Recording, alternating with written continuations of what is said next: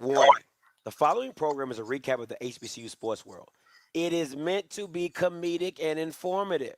The opinions expressed on this show do not necessarily reflect the beliefs of their peers, their schools, or all black people. There may be some cuss words and some cultural words. If that bothers you, move along. If you're young, please seek permission before watching any further. If you at work, make sure you got your earbuds in. Don't blame us if you get fired. Thank you. The Outspoken Show. And P.S. Don't be so damn sensitive. You're talking to the Rolex wearing, diamond ring wearing, kiss stealing, willing dealing, limo jet flying.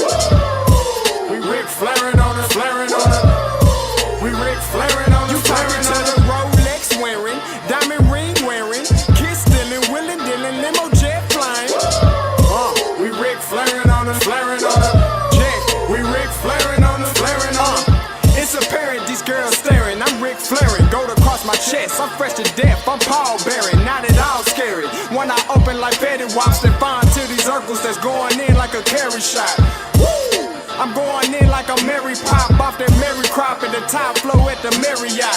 So questioning me is like questioning you. See, we the best dressed, so come and get blessed with the crew. Not one but two, different ways to slaughter your crew. Committed tat across the chest, I guess she blessed with the truth.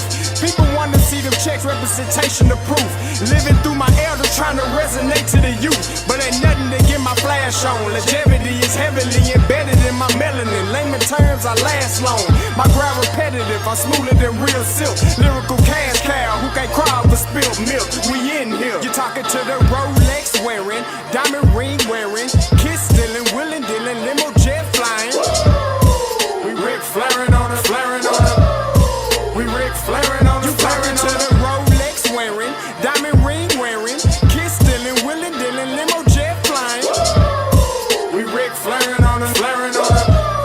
We Rick flaring on her, flaring on her. This ain't no normal situation, this preparation with greatness. Industry full of fakeness, it's really up for the taking. See, life is what happened to you, more so how you take it. Don't get stripped of your knowledge and mentally leave you naked. I like to live otherwise. I'm sorry that I'm fresh to death. I put the polo and apologize. See, black son, we ain't nothing like the mother guys. Quit to socialize, we organize, then we mobilize.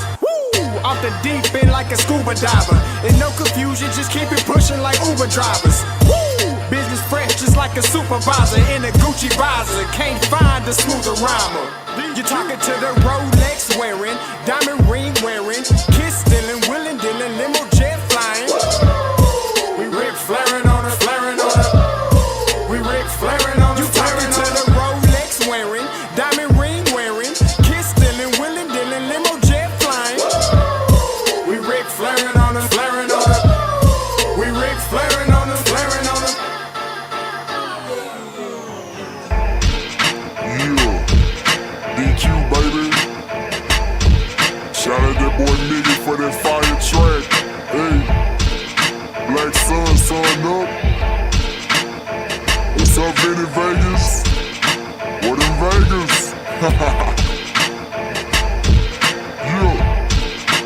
Shout out Pharaoh's Kids, D-Phase.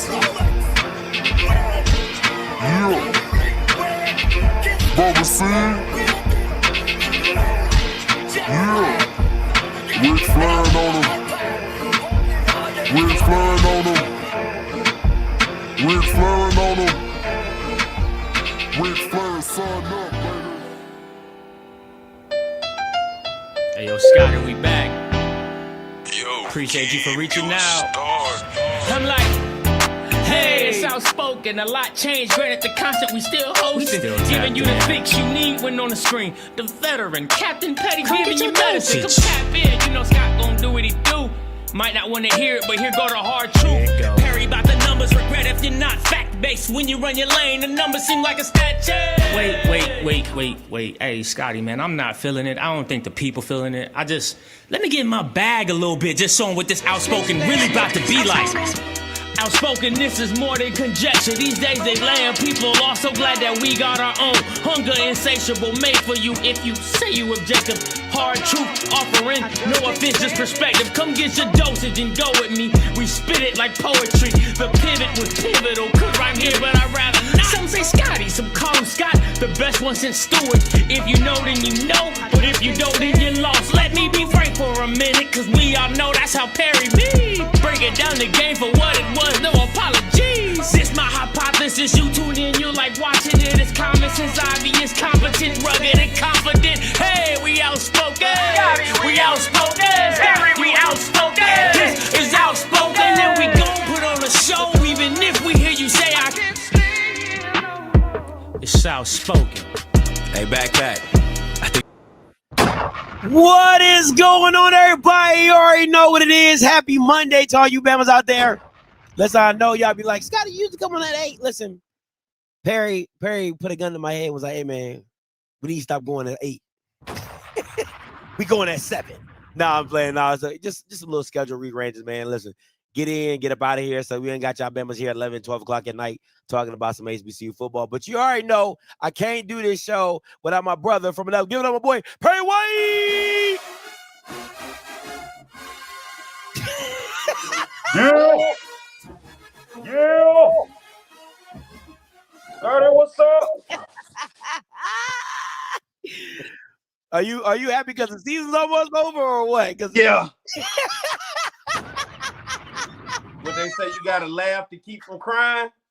I'm just trying to wrap things up, and we'll try this again next year. Yeah. Hey, yo, it be like that. But you got the Bayou Classic, though. I'm still spirited now. Southern ain't on me, it's in me. It's in my bones.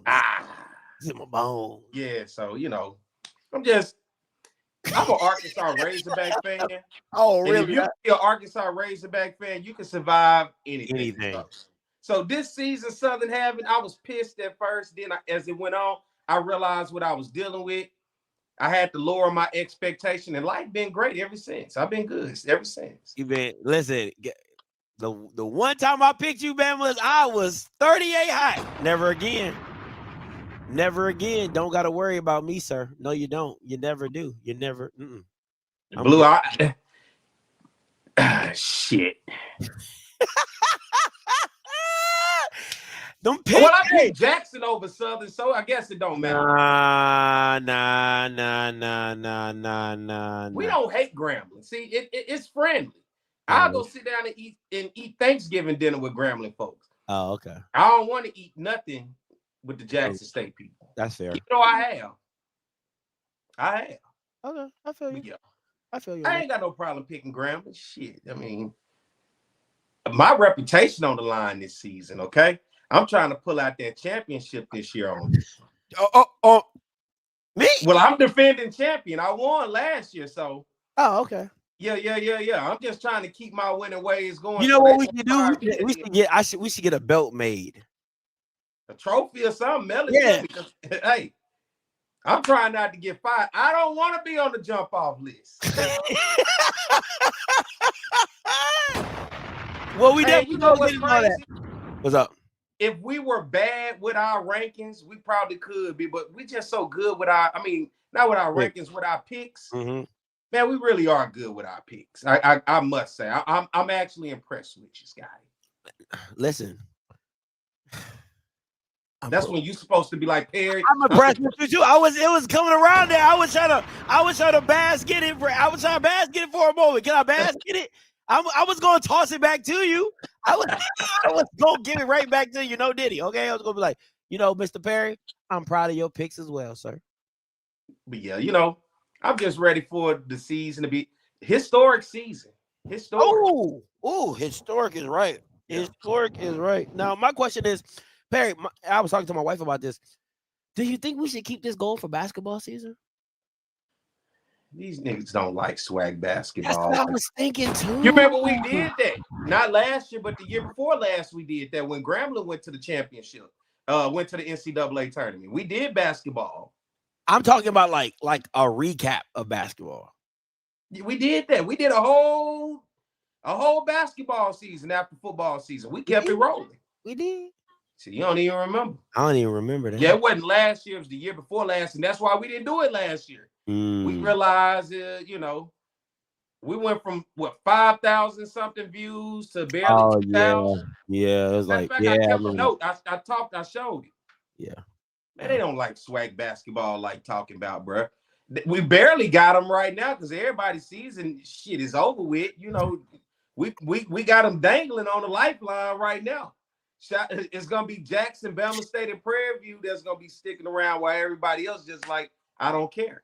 Yeah, Blue hit it right on the head. It's recruiting season. We right back into football. Right back into football. You know what I'm saying? Football 24/7, 365 all year. Listen, especially if your team suck. They better be recruiting. Yeah. They damn Skippy better be recruiting. But before we get in the show, man, want to just wish a happy heavenly birthday to my boy Kofi, man. Today would have been his birthday. Well, it is his birthday. So just want to wish Kofi a happy birthday, man. Again, as always, on this platform, you will never be forgotten. Okay? That's my man's 100 grand. All right. And y'all had the Monday show. The Yeah. glow. The afterglow. The afterglow. The afterglow. Yeah. Yeah. That was a ride, man. That was a ride. You All right. Find yourself going back watching old stuff. You know what's funny? You said that. It's one clip that I watch just to make me laugh. Let me see. I thought this is like premier Kofi. Let me see if I can get to it. Let me see. This one right here. And we were talking about the bands and doing the Orange Blossom Classic.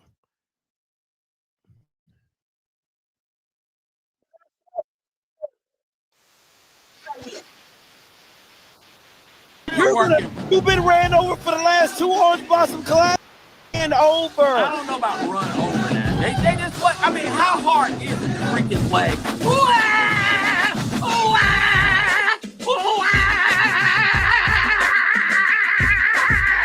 How hard is it to do that? It is not difficult.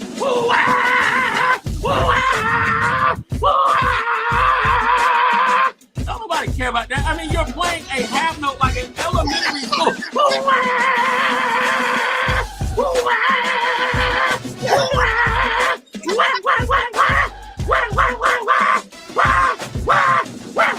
We blow y'all out. We just blew y'all out. Get some of this here.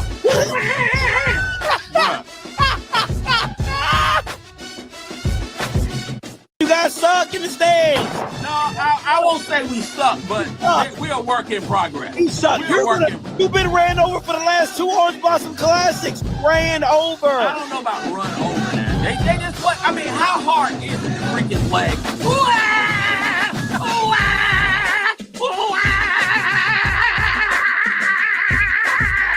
Dog, that is like when I think about, dog, I swear to God, like when I be sad sometimes or I just want a good laugh, I play that and I just die laughing like every time.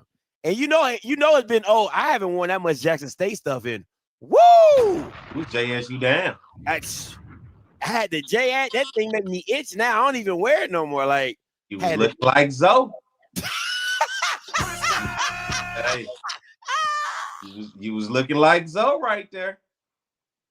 You look very J State. Oh my gosh. Yeah, that's a long time. Mike Reed going. That's a long time. Well, you should do fool with a lot of Jackson State folks. Yeah, I think, boy, you sure do. Oh man, yeah, that was happy birthday, Kofi. Yeah, happy birthday, my guy. That was some good. Somebody say you should play. You still got y'all theme song? I do. Let me see if I can. I'm gonna see if I can pull it up real quick. Oh man, it should be on Apple Music. Let me see.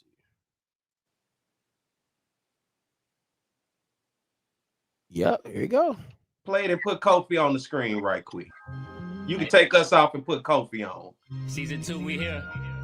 Next level. Bigger and better. All right, hold on.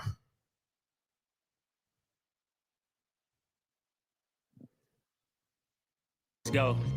Can you hear it? Hey, yo, Scotty, I'm back. Season 2, we here. Next level. Bigger and better. Let's go. See me letting go. I'ma lose control. I'm not afraid to fall. Watch me drink it in and feel it all. 8 p.m. Monday night. So you know, it's time to tune in to the Afterglow show. Shout out to Kofi and the fam, you rattlers, the football historian, the audience is pouring in at this time like Jackson State, playing Grambling. Both hosts like quarterbacks, but ain't scrambling. The Alcorn state of mind that I'm in got me blending in, but standing out like Tiger Skin. Shout out to TSU and all the recruits, turning down big schools for HBCUs. They changed up the scheme, so we changing the scenes. Money for our likeness is nice, but this means we gotta give it all that we got in this game. Black college grad myself, all with the pain. Pick, run, hit, or throw. That's your option. Discussing the coaches' wins and the losses on the Afterglow. See me letting go. Scotty, you went crazy. I'ma lose control. Every Monday night at 8, I'm not super crazy. afraid to fall. Featuring Watch me Kofi and your drink boy it Scotty. in and feel it all. You know what time it is? Go, Let's. go, You heard me. Let's. go, Season 2. go. Enjoy. Man, that is a classic song right there, man. They got it. Shout out to my boy Cliff, man. He did that for me, man. That was actually one of my first theme songs that I ever made for this platform, and it was a banger. It was definitely a banger, man. Shout out to Kofi, man. Shout out to his family. I love all of them. Shout out to Kofi, man. Love you, man. Always. All righty, let's get into a little hot and viral. Now, this is specifically for my man Perry White right here. And all you Southern Jags. Word on the street. Let's I'm just telling you what it is, man. Word on the street is Marshall Faulk is the leading candidate for the Southern head coaching job. This weekend, Southern staff flew out to see Marshall Faulk at Colorado. It's funny, one of my Colorado connects called me right before I got on the show. I got to call him back afterwards. But just wanted to get your thoughts there, Mr. Perry White, of the Hall of Famer Marshall Faulk potentially being the head coach at Southern University.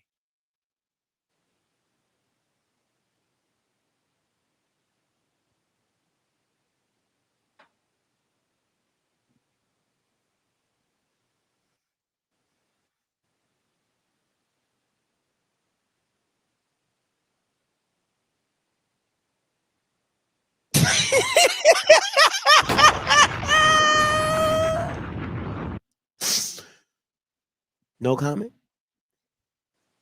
Bruh. All right. Use my words wisely, which I rarely do on here.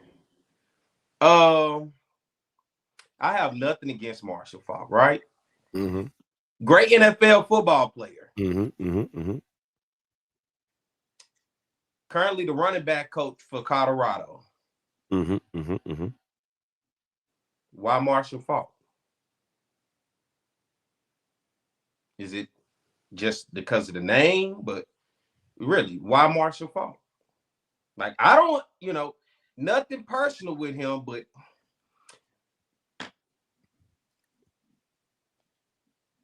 can we find a football head coach out there somewhere? I feel you. Can we get a head football coach? If we was gonna try this, we should have did this when Odom's left.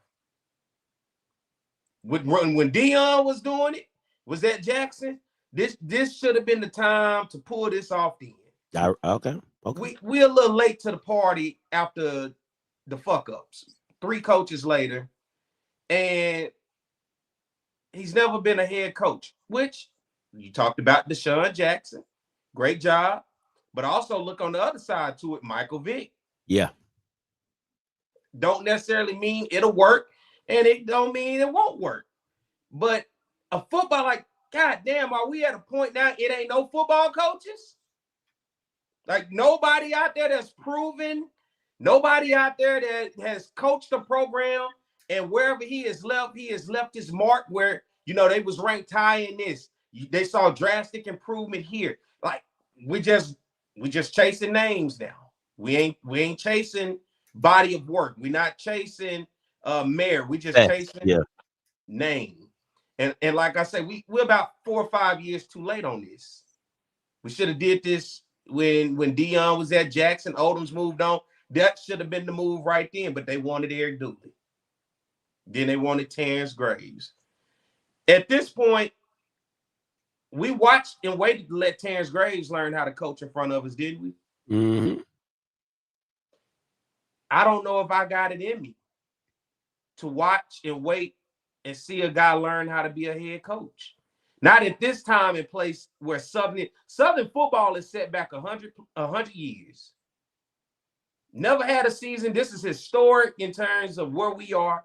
And everybody kicking us while we down, rightfully so. Hey, don't nobody like us. So as long as we down, this is just too late for me, man. And I can't understand for the life of me, all the football coaches in America on so many different levels. We can't find a guy that's a football coach, that's a head football coach. Southern is no slouch when it comes to paying a coach. A football coach, like we if this is what it's down to, I hear this may be Tony Clayton's pick. I've been told that. So this is a guy he's going out. DeMar Rutledge, I guess he said, fuck you. You gave us Eric Dooley that turned into Terrence Graves. You don't get your shot no more. It's going to be my turn. Now, and this is the conundrum when I came on here and said this before. Roman Banks, although he is the athletic director, trust and believe, although he has a say, he doesn't have a say. Yeah, he doesn't have a say. He said he has a say, but he doesn't have a say. Right. Yeah. And when it go wrong, that's why everybody points the finger like a Scotty and say, this Bama should be fired because of the decisions that have been made. But it was by design for him to take all of that. He's in a position to take that. Yeah. While the ones behind the scenes are the real power movers. This seems like a Tony Clayton power move. And as much money as he's pumped into that program, who's going to tell him no? Who's going to? So let me say this. So from just rumors that I've heard is that if Tony Clayton is enamored with Marshall Faulk because he grew up watching Marshall Faulk. That's number one. I'm enamored with Michael Vick, favorite football player I've ever known in my life. I'm off the train, Vic. So the second thing that I've heard, and this is where I have a problem with, is that they're willing to pay Marshall Faulk $400,000 to $500,000 to come coach at Southern University. Now, he's never been a head coach. My issue with this is this: if that's what you're willing to pay, go steal somebody. That's my whole thing. That is my whole thing. If you're willing to pay Marshall Faulk $400,000 to $500,000 to come coach at Southern, go steal somebody's coach that's been winning to turn your program around. Now, I'll say this. This is the part of I talked to my Colorado Connect, and this is what he said. He said, Scotty, Marshall Faulk is an offensive guru. He said, offensively, any team he gets a part of, it will look really great. He said, the thing that worries me is the staff that he is going to put around him. I don't know if he has either the connections, because again, you have to understand, you're at a different tier when you're in FCS. You can't go get your homeboy who coaching at Arkansas or Oregon, because they're making a different level of money than if you get them down. So there's a different tier of coaching that you have to find that is willing to come to this level and to coach. So finding guys in that tier that he needs to coach. I've also heard Tony Clayton is willing to give him a blank check in whatever he wants to do and find whoever he feels he needs to win. I'm just telling you what I'm hearing. So this is my thing. I would beg to differ, and I would hope Tony Clayton and all the people from Southern and Definitely Roman Banks, who has no say, but he has a say, but he doesn't have a say.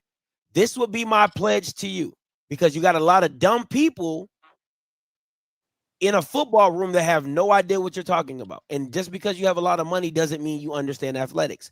What I would tell Tony Clayton is this: go hire a good football coach, go steal somebody, and give them all the resources they need to get the job done.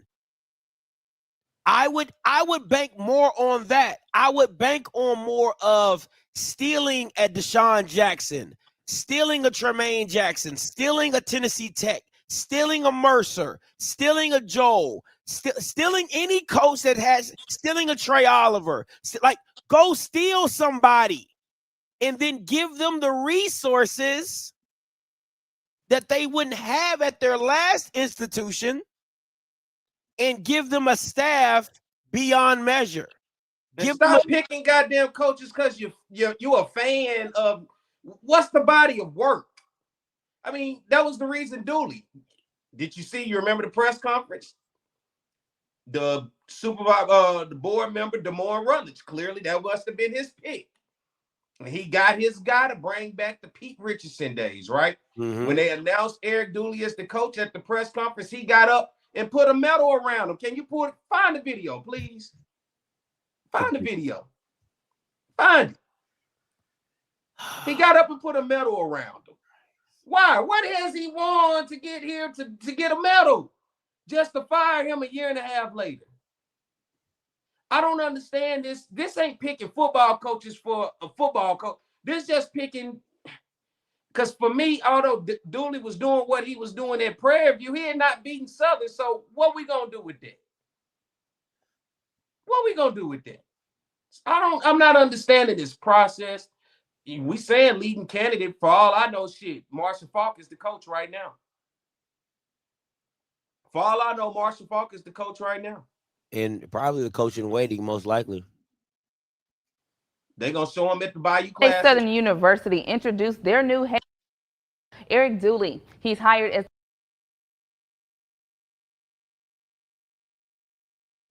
Why does he got a medal on around his there you go. Who? Showing y'all the faces of folks so you know what's going on around here. Who's DeMone Rutledge? Go back, go forward a little bit.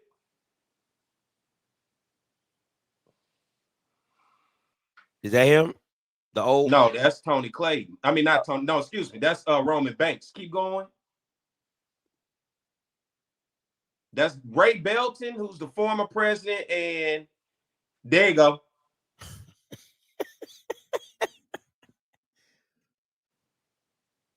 That's DeMore Rutledge. That was his guy. So he got his coach already, and it set us back. So I guess Tony is now saying, hey, it's my motherfucking turn.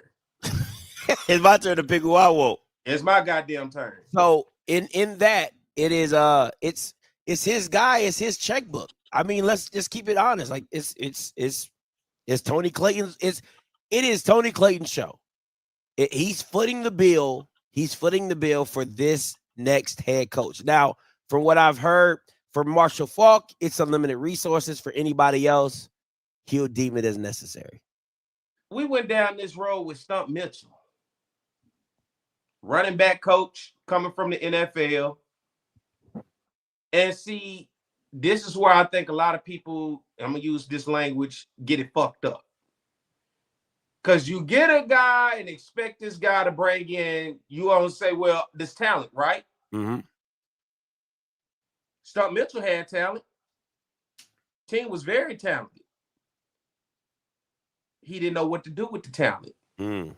Dawson Odoms take the talent the next year and win a SWAC championship with the talent.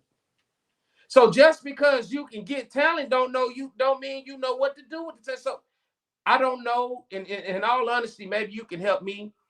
I'm not against Marshall Faulk, but goddamn, are we at this point? There are no head coaches available.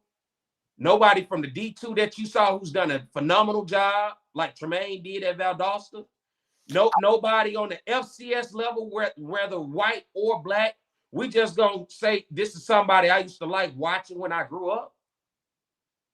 Like if that is where we at with picking football coaches, then why do we have athletics? I mean, literally, why do we have athletics if this is going to be the criteria? And I talked about this before the season. I really don't know what the hell ADs be saying when they sit down with coaches and saying, hey, why do you think you the guy for the job?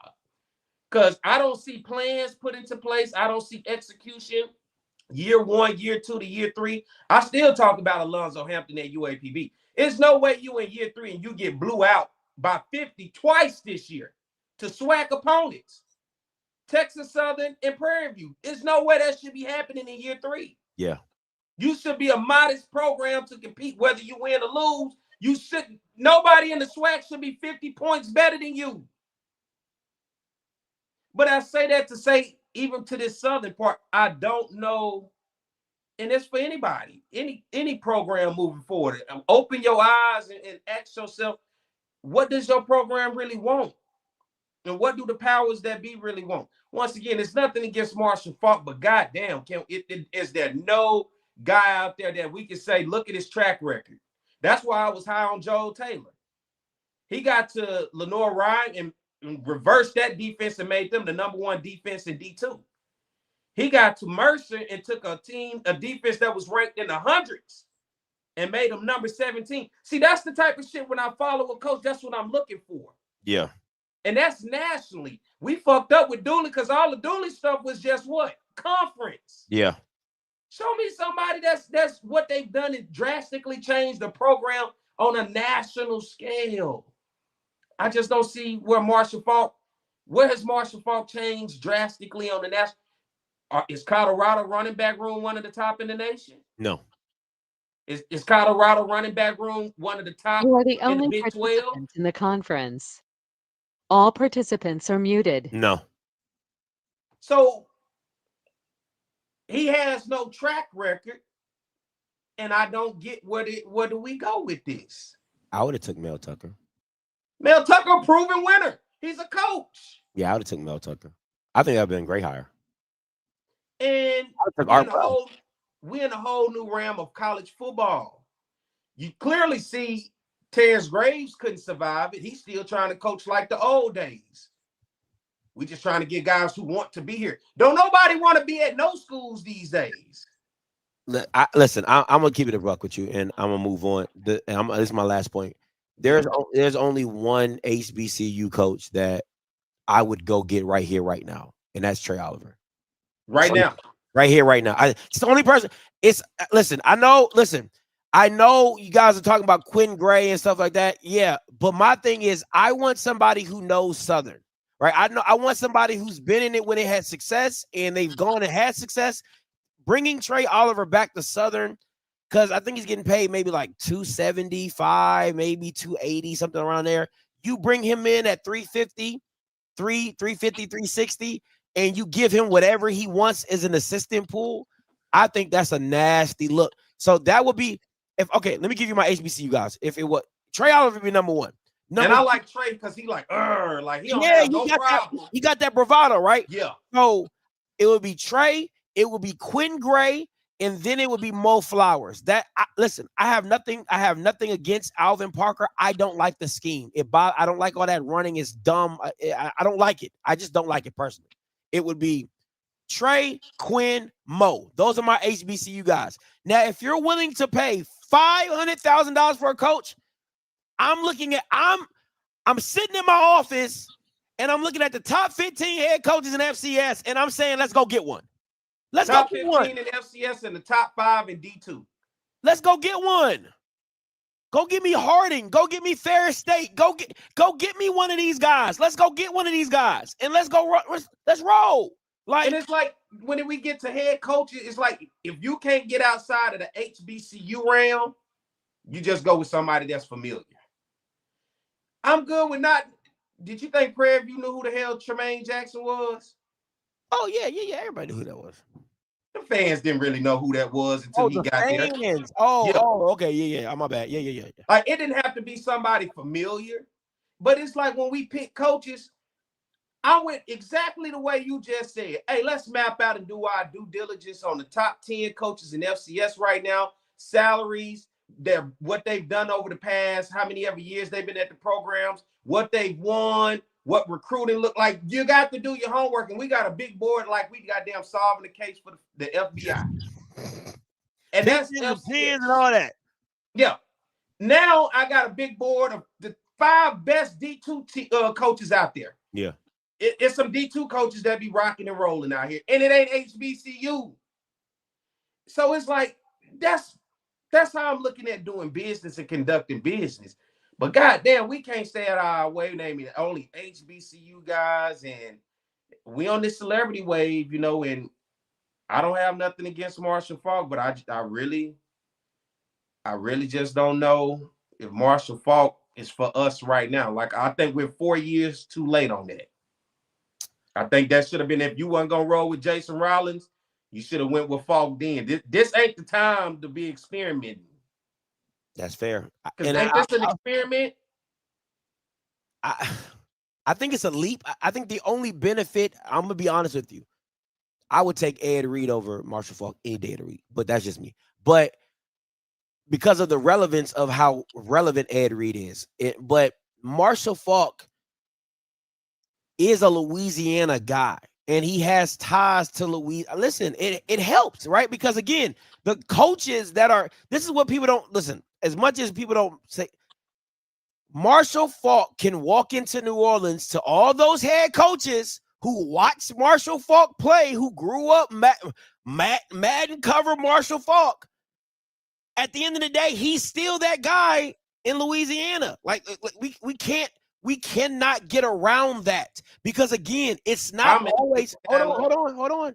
It's not always the young kids, it's the kids that they're mentors that too. Like, hey man, you might not know who this guy is, but he is legit. And now you have head coaches speaking on behalf of young men trying to send them to your program. So I think the talent, like you said, with Stump Mitchell, I think the talent would be there.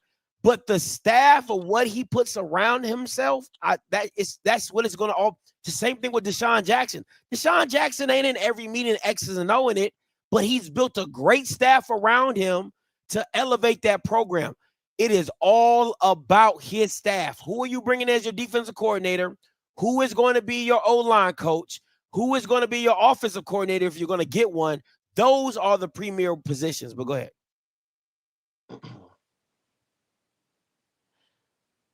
I'm over it. You said everything that need to be said. I don't know, Scotty. God damn, like, how much money Willie Simmons making? 700 to 800,000. Damn, what Jerry Mack making? Like, god damn. At this point, but I don't know, Scotty. In all honesty, you done went through 2 coaches. Do you feel this is the type of move a program like Southern should be making, if this is the move? No, I completely disagree with this move. I wouldn't do this. If I had the money, if I was the funder, if I'm Tony Clayton, I wouldn't do this. I think there's better ways to use your money than try to go get Marshall Faulk.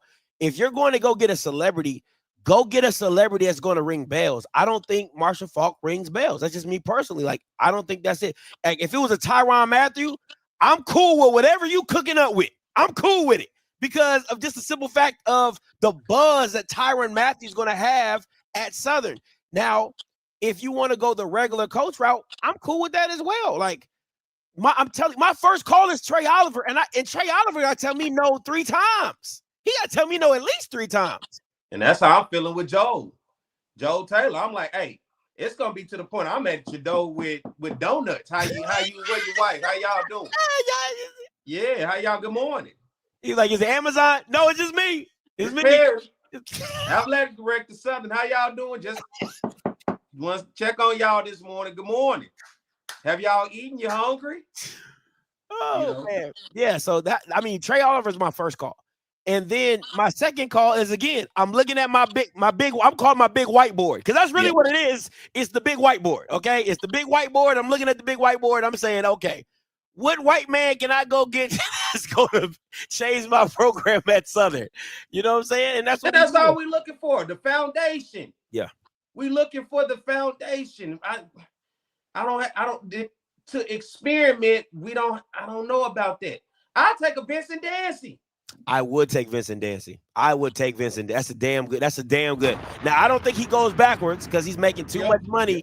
When they cross that threshold. Yeah. Because I hollered at one of my boys that's the offensive line coach at Arkansas this weekend. Yeah. I said, you will come back, boy. He looked at me like I was goddamn stupid. Like, boy, is you stupid? No, I'm not coming back. I'm on this other side. I'm in this other world. Yeah. But yeah, I just now ain't the time to be playing, man. We done played too much. God damn. How much? I don't know how much more. You sound like one of them teenagers like, man, quit playing, man. Y'all play too damn much, man. Stop get off me. We done played too much, and I still got pride. I still love my school. If it is Marshall's fault, I have to, support it. Whatever shit. I supported Dooley. I supported Graves, Jason Rollins, Stump Mitchell, Dawson Odoms. I've been through it, but I'm just not a fan of it, man. If that's what it's coming down to, and you say you pick him because I liked watching him growing up, I liked watching him when he was in the NFL. The fuck's that got to do with winning games? He ain't finna go out there and suit up and put on the SU jersey and run over the SWAC. Yeah. And if you're gonna, like you say, shell out that much money, and I'm done here. How many coaches making $500K? Yes, it ain't that many. It's probably a lot. Most of them are in the CAA and probably up in the Dakotas and the Montanas. And once again, why are you willing to shell out that much money for somebody who's not proven? Because you got to make it attractive. He's making that as a running back coach. You know what I'm saying? You got to make it attractive. Can we pull up the Big 12 rushing right quick? If this the case, you brought it to me. I wasn't going to talk about this tonight, but let's see what Colorado ranks in the Big 12 in terms of rushing. I know people will say, well, the O-line, whatever the fuck. I don't care. He coached the running back room. What they look like?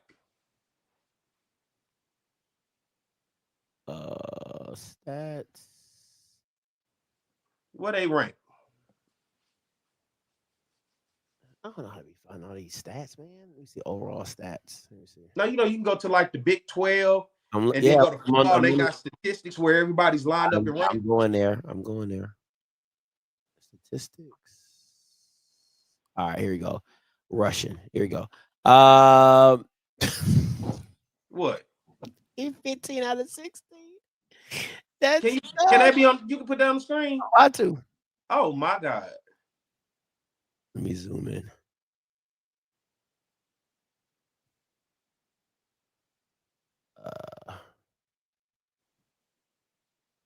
There you go, right there.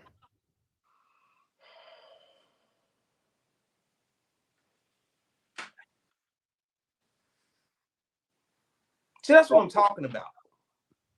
Now, if he was in the upper echelon, cool, because the Big 12 ain't really known for running the ball anyway. They sling it around the park. But at the fact that you're near the bottom, you at the bottom, not near the bottom, you are the bottom. Yeah. Ain't making no impact. So what's supposed to be expected? Guru coming here, what the guru? Eric Dooley was an offensive guru too, wasn't he? Nah, yeah. That's what they said. That's what they said. Man. All right. I ain't gonna, I'm thank you for pulling that up for the public to see. If this is a guy you going, he ain't even doing good. He at the bottom like Southern right now in his running back room. You want to laugh, don't you? Don't get me. I came on with good spirits. Now you disrupting my peace. I was at peace with all of this. Oh man, you like this shit too, don't you? Listen, I just if you guys aren't good, man, it's just like just because the West is so bad, man. It's like damn, like y'all got PV acting like y'all got PV thinking they Superman. PV is Superman right now.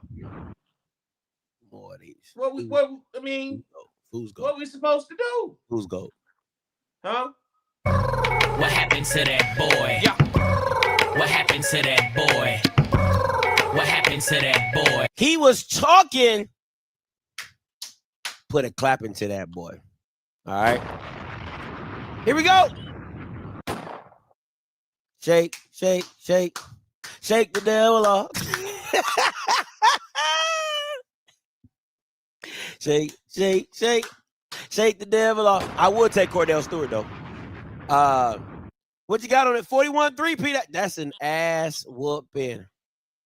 Do you know Valley was only able to put up 168 yards of offense? That's all I got for Hey, listen. I can't say who just texted me, but he's a coach in the SWAC. He said, I hope they hire Marshall Faulk.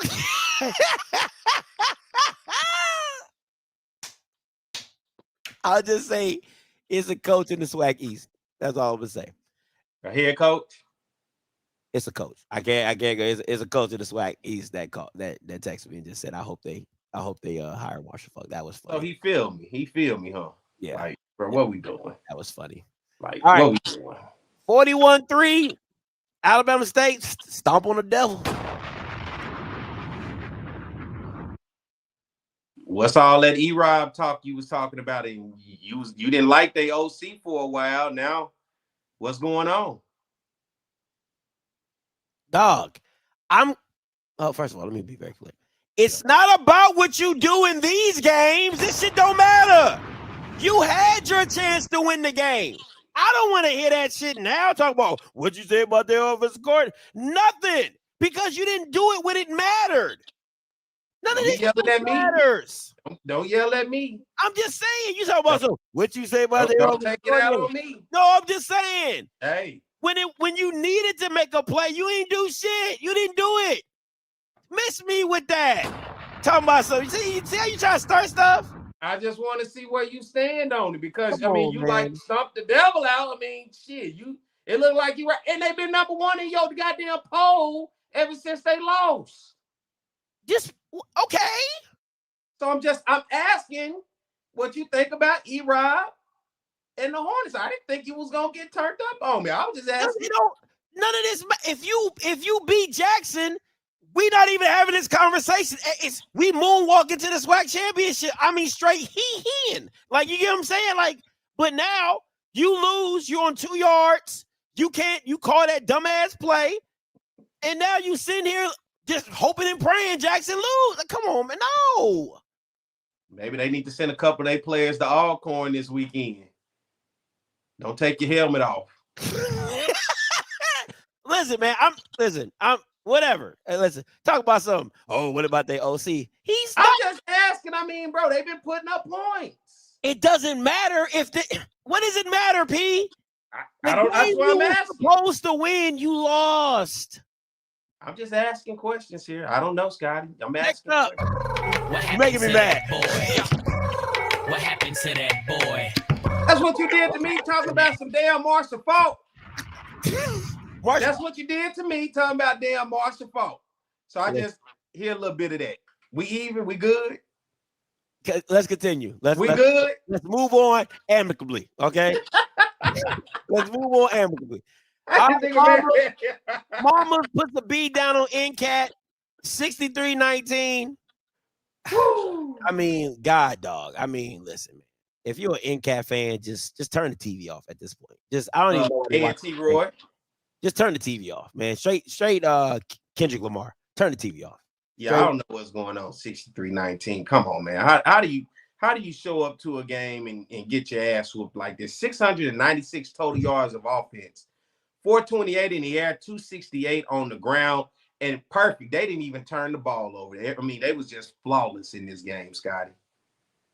Yeah, everybody's flawless when you playing NCAT. Everything looks good. Yeah. So, all right. Last one. What happened to that boy? What happened to that boy? They was talking. They put a listen. First of all, when you make Jesus say damn, that's crazy, right? But 56-9, they lost both their quarterbacks.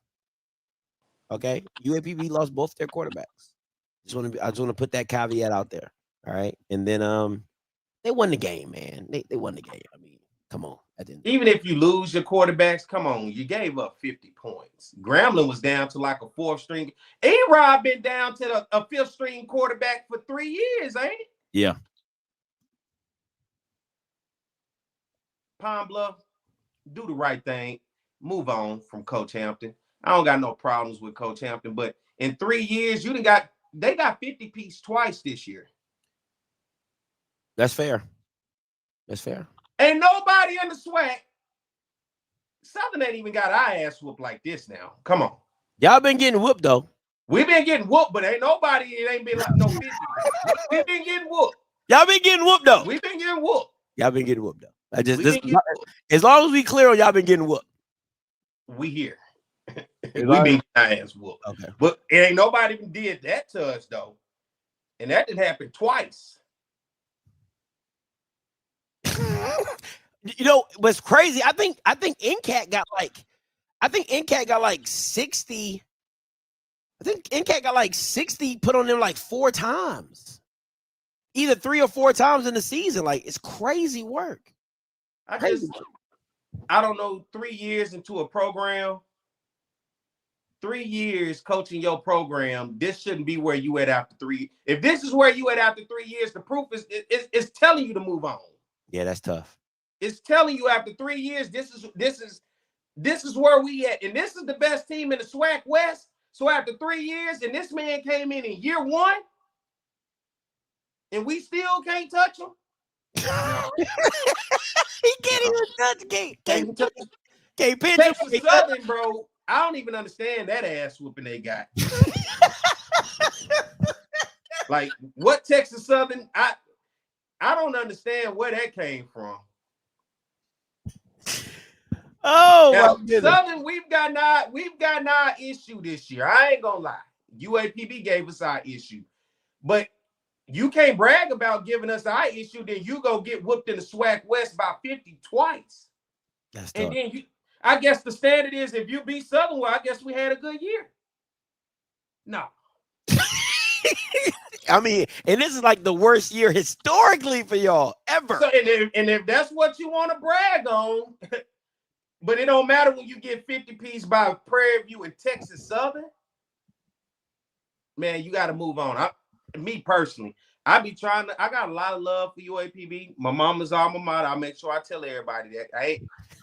I ain't got no issues with them. I just don't understand the business of where they go. Like, they not upset about their coach losing by 50 like at Southern. We upset about the season we had. We pissed. Emotions everywhere. Yeah. They don't give 2 fucks. They just like, why you keep talking about us?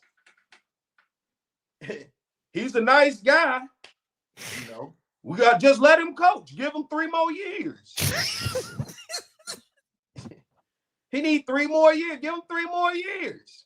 He's building something here. After year 8, we're gonna be all right. Something is wrong with you. Monty Coleman hit a lick on him. Monty Coleman made $1 million off of UAPB and gave them 1 winning season in a decade. But did and they get a SWAC season? He but did they get a SWAC championship? He got 1, and that was his 1 winning season. That was in 2012. They didn't let the man go to damn near COVID.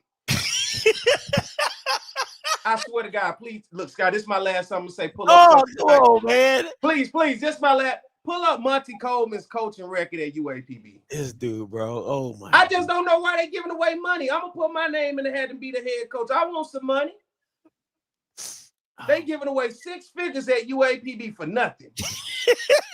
Doc Gamble got some of that money. Alonzo Hampton got some of that money. Monty Coleman got Southern problems ain't they problems. Oh my goodness. All right, here we go. Watch this. Watch how this man stole all that money from me. Look at all that money that man stole from them. What them records say, Scotty? 3-9, 5-5, 5-6, 6-5, 10-2. SWAC championship game and won it. 2-9, 4-7, 2-9, 1-10, 2-9. That man just stole all that money. That's crazy work. That's crazy Like work. usually when you get a championship, your team kind of comes back, and there's no portal here, so They hit crazy. rock bottom. Listen. I ain't even gonna tell you to pull up Alonzo Hampton record. No need. No, right. No need. I bet you kind of. No need. All right. No, we get So it. If they won 4 games this year, I think so. if that's the mark in the standard UAPB, you go. If 4 games at Valley, that's a contract extension while you're playing. Yeah, Valley. UAPB is Valley? Yeah. Okay. Yeah. At least they care at Valley. Do they? I do like the T-Buck hire, though. I do like the T-Buck hire. So we'll see how that goes. Yeah. Listen, guys. I told you I was going to be a special guest today. If you didn't read the headline, of course, you should have read the headline. Most of you Bammers don't read anyway. But listen, very, very close friend to Off Script, to me personally, shout out. I coined the phrase, Willie going Willie. He has now moved on, doing bigger and better things. Please give it up for today's special guest, Coach Willie Simmons. If you are a FAMU fan, you can click off. You can go cry your tears. You can go hide anywhere else than be right here on the platform. What is going on, Coach? Clicking off, Scotty, because, boy, hey, Willie, since you done left FAMU, I don't know what to do with him no more. He a whole new person now. He don't even act the same towards FAMU. All he been doing is ranting since you left. I'm going to stay out of that one. He missed you. I just want to tell you, Scotty miss you. Hey, he miss you. He really do. I got a new bandwagon, Coach. I see you repping. I got a new bandwagon. They got to see my dog this weekend though. They got to see my dog, Tennis Bear. Oh yeah. That's gonna be a big time. That's gonna be a big time. Coach, listen, man, I had to have you on. What you're doing at FIU is amazing. Want to talk to you about some of the stuff that you got going on. Listen, want to be very clear. I called it. Okay. Listen. Well, I mean, you got 2 more games left, you know what I'm saying? As you say, turn up 24-hour turnaround, you know what I'm saying? But this is probably the most games you've lost in 3-4 years. How did you stay in like, hey, I can do this? Because that can kind of get disparaging. Like, you have a standard. You've been a winner. Winning is not what you don't do, right? So how did you stay locked in mentally at FIU to say, hey, I know this is the right path to go? Well, it's been a challenge, no doubt about it. Like I said, this is the most losses that as a head coach I've had since my first year at FAMU. 5 losses is the most we've ever had in the season other than 2018. Well, I think Prairie might have been 2017 as well. But you just, again, the first word in our program is faith. You just got to continue to keep the faith and trust the process. Like I told the guys, this is a journey. This is a marathon. It's not a sprint. I was brought here to build a program, and when in building, you're gonna take your lumps, and we've taken some lumps. We've done some amazing things, this season. We're 3-0 against our rival schools. Beat Western Kentucky for the first time up there. Beat Middle Tennessee for the first time up there since 2011. I think 2012, right after I left. Beat Liberty, again last weekend for the first time. So again, I've done some really, really good things to set a solid foundation for the program. And you just got to continue to push through the lumps, and our team is learning how to win. I think that's one of the toughest things when you take over a team that hasn't won. Nobody on this team had ever won a homecoming. And so, you're teaching them how to push through those barriers, how to not feel like the world is ending when something bad happens. That was the biggest challenge for us early in the year. You would see one bad play, and then it would snowball into 3, 4, 5 bad plays in a row. We'd be in close games and up even, and you feel like you're down because of the moves. It's like, guys, like we're still in the game, we're winning the game. Like, have fun. And so we just, really had to challenge them to. I've been really, really harping playing the next play mentality. Like, play the next play. It's only one. It's only one play. It's only one point. And we've drilled that message home. And I think this past weekend was the first time I really saw them put it to work. Because the last really 2.5 minutes of that game was chaotic for us. You Man, know, and having a chance to put the game away, not converting a fourth down, allowing them to convert a 3rd and 10. You know, with 11 seconds left. the hurry up Them, field goal was them crazy. beyond crazy. That was crazy. I'm gonna just leave it at that. Beyond crazy. But and then to go in overtime, and you know, first snap is a high snap over the quarterback's head. So it's like, okay, that was a moment where we could have come apart at the seams, but found a way to keep it together. Defense stood up big. Got a big interception that'll preserve the win, and that I think this game will be one of those defining moments for this program. When you look up in hopefully relatively short time, and we're playing for a championship, I think we can look back at this Liberty game and say that was the game where these guys really learned how to win and understood that and trusted that if you just do little things right, the big things will take care of themselves. So I'm having fun though. The biggest thing is I'm having fun. Again, it's always a challenge, but I'm blessed to be here, and I'm looking forward to seeing what the future holds. Hey man, you can slim down a little bit down there in South Florida, ain't it? Huh? Have you been seeing his videos? Every time they win, he takes off his shirt and they be spinning it like, you don't know how to act down there, huh? Spring breaking it. Okay, ain't nothing wrong with that. Coach, I gotta ask for real. I saw the game with you guys in Kennesaw State, you and Jerry Mack, man. That game was going back and forth, and it just seemed like, you know, when you look at the game of football, it's amazing how 1 yard really, when they talk about 1 yard, it was one when you're running back coming out of the backfield, he just fell short of a yard. And he had one play where the receiver broke down the field and just came up short of the end zone. It's like those people don't realize just that yard, that inch, whatever the case may be, can dictate a game. And you was dialing up everything you could. It's just when they talk about player execution, you're looking for those players to execute. And that is one of the toughest things when you talk about coaching. And where I'm going with it is, when you have transitioned to Florida International and you're coming from Duke as the running back coaching and you get this opportunity, have you ever, and you don't have to answer if you don't want to, but have you been in circles of coaches, and when you say HBCU football being a head coach, everybody say, I'm going to stay away from that? Because from what I've been hearing, it's always when you're looking at a coach to come to an HBCU and you have money maybe to throw at them, they said that's a step back for them. That's going in the wrong direction. Or I hear that they say, coaches say, I don't want to get in that realm and get stuck.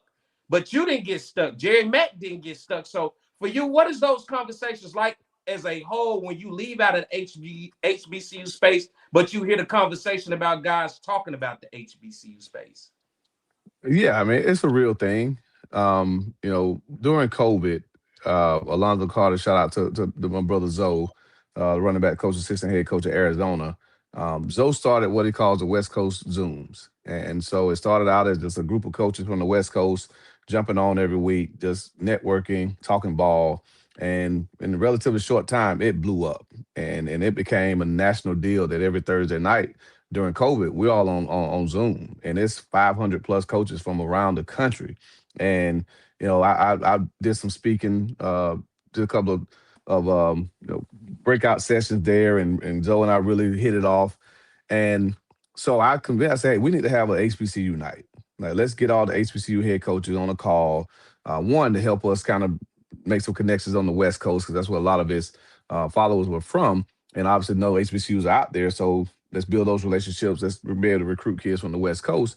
And I was amazed by the conversation and the dialogue, because when you hear people refer to it as HBCU football, so I was the one that had to be like, hey guys, you got to stop saying HBCU football, because what that does is it separates it from FCS football. People out, and not even just on the West Coast, people nationally don't know the difference between FAMU and Albany State. They don't know that FAMU's Division I FBS and that Albany State's Division II. They think all HBCUs are just in their own little deal together. So whether it's Benedict, Central State, Grambling, Southern, like they just think it's just HBCU football. And I had to make them know, no guys, like the SWAC, the MEAC, Tennessee State, Hampton, A&T, like these are Division I FCS programs. They choose to not go to the playoffs because of the benefit financially of the Celebration Bowl. And I know there are conversations about which one is better and all that, but it was basically pigeonholed to where if you were affiliated with quote unquote HBCU football, it was somehow looked upon as less than. It was just own different entity. And so we really had to do a better job of educating people of what Division I football is and how schools like FAM and Southern and Delaware State are really good programs, strong programs, putting guys in the NFL. Now getting guys NIL bags at powerful institutions. And we just had to change the narrative. So that was the biggest piece to it. And then the one thing that I would always tell people, and it's crazy that I had this conversation literally today with the coach that's out of PWI about a potential head coaching job that's open right now. I said, it's a simple question. Do you want to be a head coach? Because the reality of it is, yes, blessed to be here. Jerry Mack, blessed to be at Kennesaw. Eddie George, blessed to be at Bowling Green. Prime, blessed to be at Colorado. But still ain't a lot of us at this level. Yeah. And so if you want to be a head coach, if you aspire to get to this level as a head coach, you have to prove that you can be a head coach. I think maybe Charles Huff may be the only one of us who got a head job and wasn't a head coach prior. He went from being a running back coach to being the head coach at Marshall. Jerry Mack's been a head coach. I've been a head coach. Eddie George, Prime. Like most of us have been head coaches before, and we had to show that we can do it at a lower level. So if you want to be a head coach, HBCUs are really the only ones giving many of us opportunity to do so. And so you have to go in, and that's what I heard you talking about Hampton and the struggles maybe at Pine Bluff. But again, if Alonzo Hampton wanted to be a head coach, who else was going to give him an opportunity? That's fair. Right? So now when you go in, and I told him, you ask some very basic questions. Do we have the ability to attract the type of players that we need to compete? That's a conversation, right? So if you're in the SWAC or you're in the MEAC and you're Division I FCS, you get 63 scholarships that you can break up to 85. Well, last time I checked, not every school fully funds 63. So you're already at a competitive disadvantage. Yeah. Going against teams that have 63 full scholarships.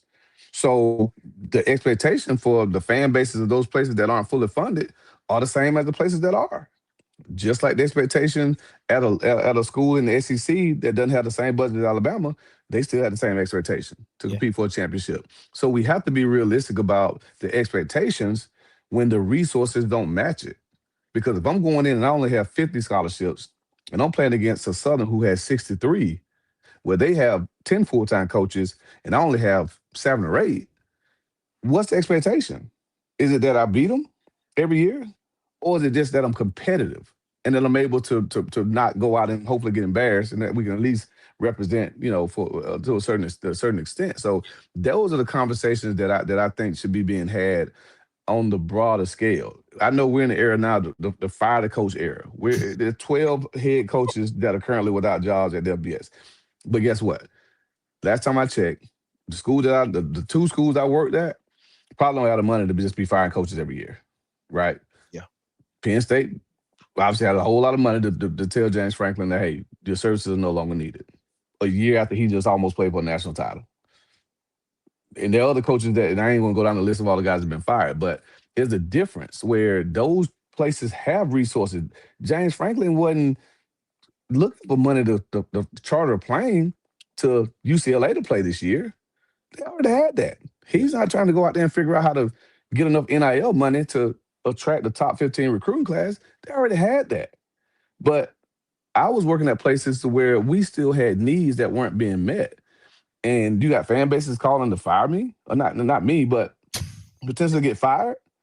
And now to pay me out now to not coach and take money that could be going into the program, and you're paying the coach not the coach. Like, again, I love Roman Banks, but I think Southern's paying 2 coaches currently to not coach football at Southern. Now, if they're fully funded, if they got a full allotment of coaches, if their NIL is where it needs to be, if the facilities are where it needs to be, and you say we got the infrastructure to do this, then by all means, pay that coach to leave and go get you another one. But we got to be real careful about continuing to create turnover by firing coaches after 1 or 2 years, and you haven't given them the resources to truly see if they can get the job done.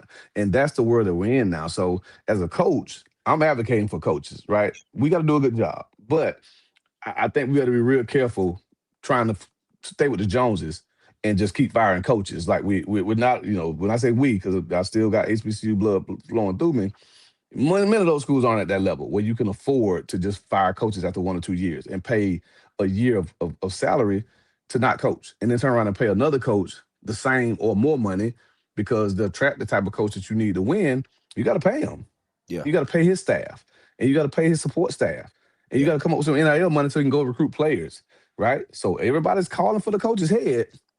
You better be opening that checkbook, being ready to stroke a check for that next coach to be able to come in to be successful, or it's going to be the same cycle over and over and over again. And I think we got to be real careful with where we are as HBCUs in this space, because it can take a turn for the worse if things don't change. I know the quality of ball, some people don't think it's where it needs to be, but I think there's a reason for that with the changing landscape of intercollegiate athletics. And so I think HBCUs have to be real strategic as to how they carve their own niche to be able to stay relevant.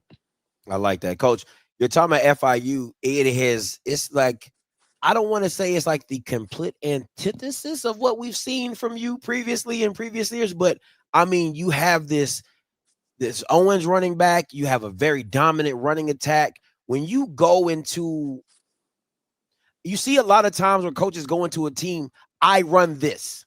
But it seems like when you're at FIU, you're saying, I have this, we'll do this. When did you come to that realization that, hey, I don't think we're going to be able to be the Ryan Stanley FAMU or the Jeremy Musa FAMU. We're going to have to be that Rashawn McKay, Bishop Bonnet style offense. When did you come to that realization when you were watching this team and going through your workouts?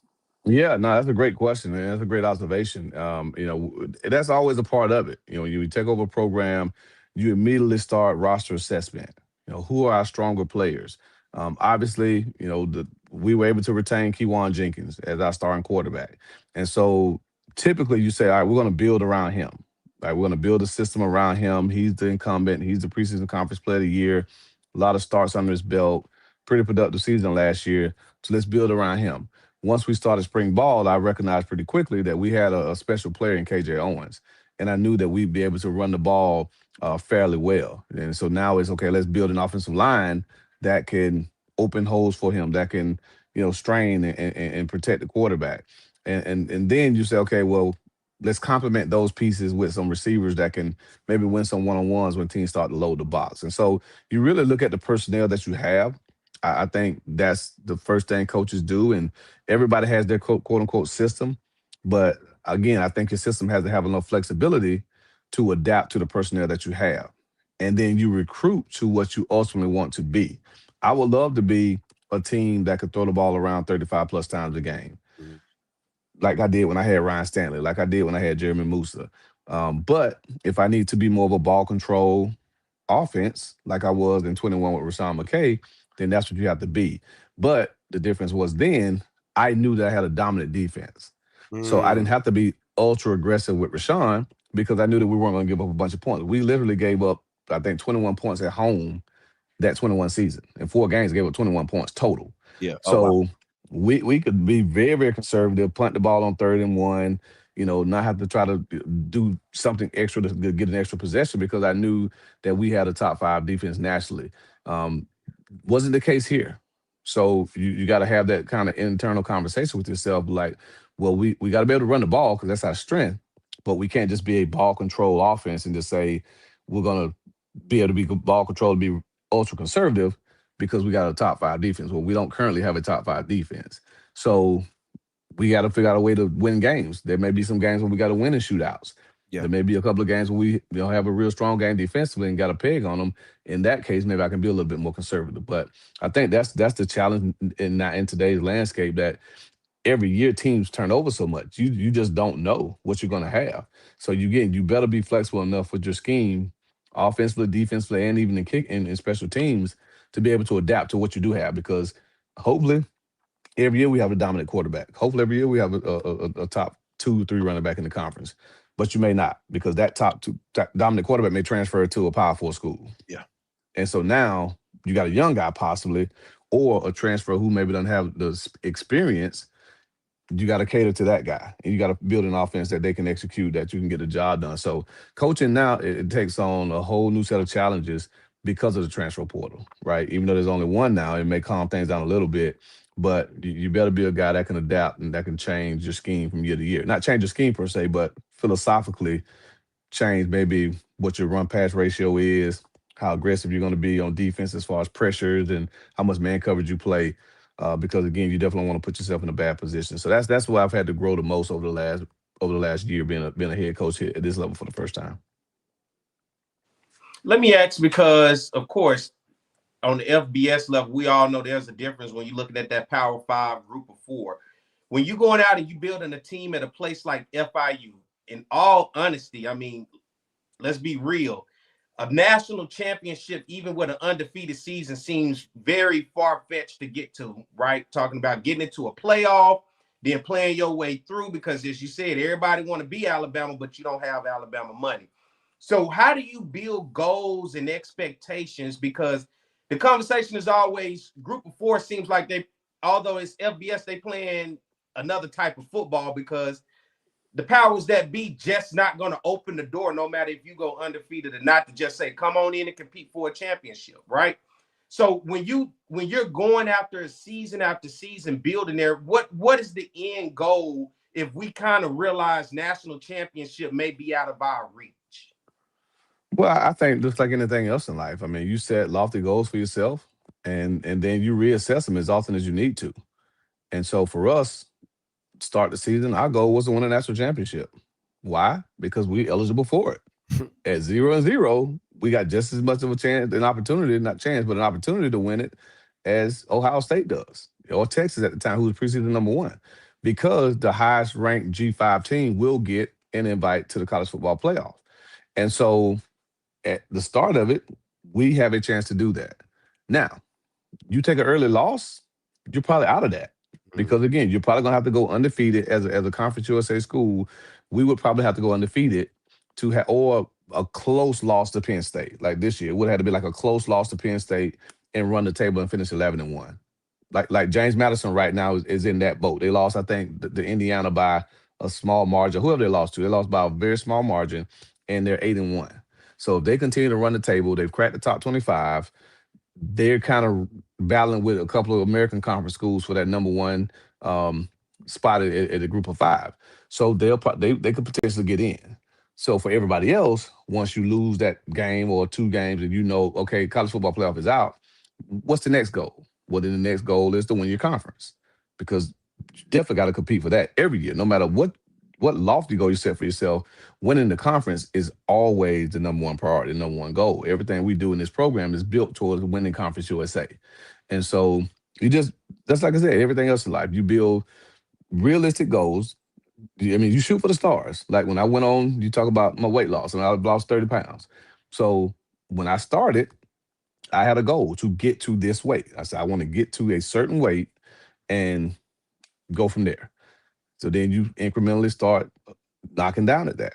Well, if something happens and you see that that's no longer attainable, well, you don't just quit and just go back to being sloppy and fat. You set a new goal that's more realistic. Well, maybe I can lose 30, maybe I can lose 25. Yeah. And that's life. Like, I think you have to continue to reassess your goals. So every week, we as a football team go back and look at our goals.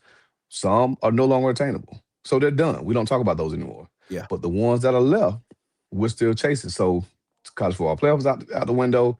For all intents and purposes, conference championships out the window. We have 3 conference losses. Yeah. So we're out of that race. Now it's bowl game. It's start a winning streak at home.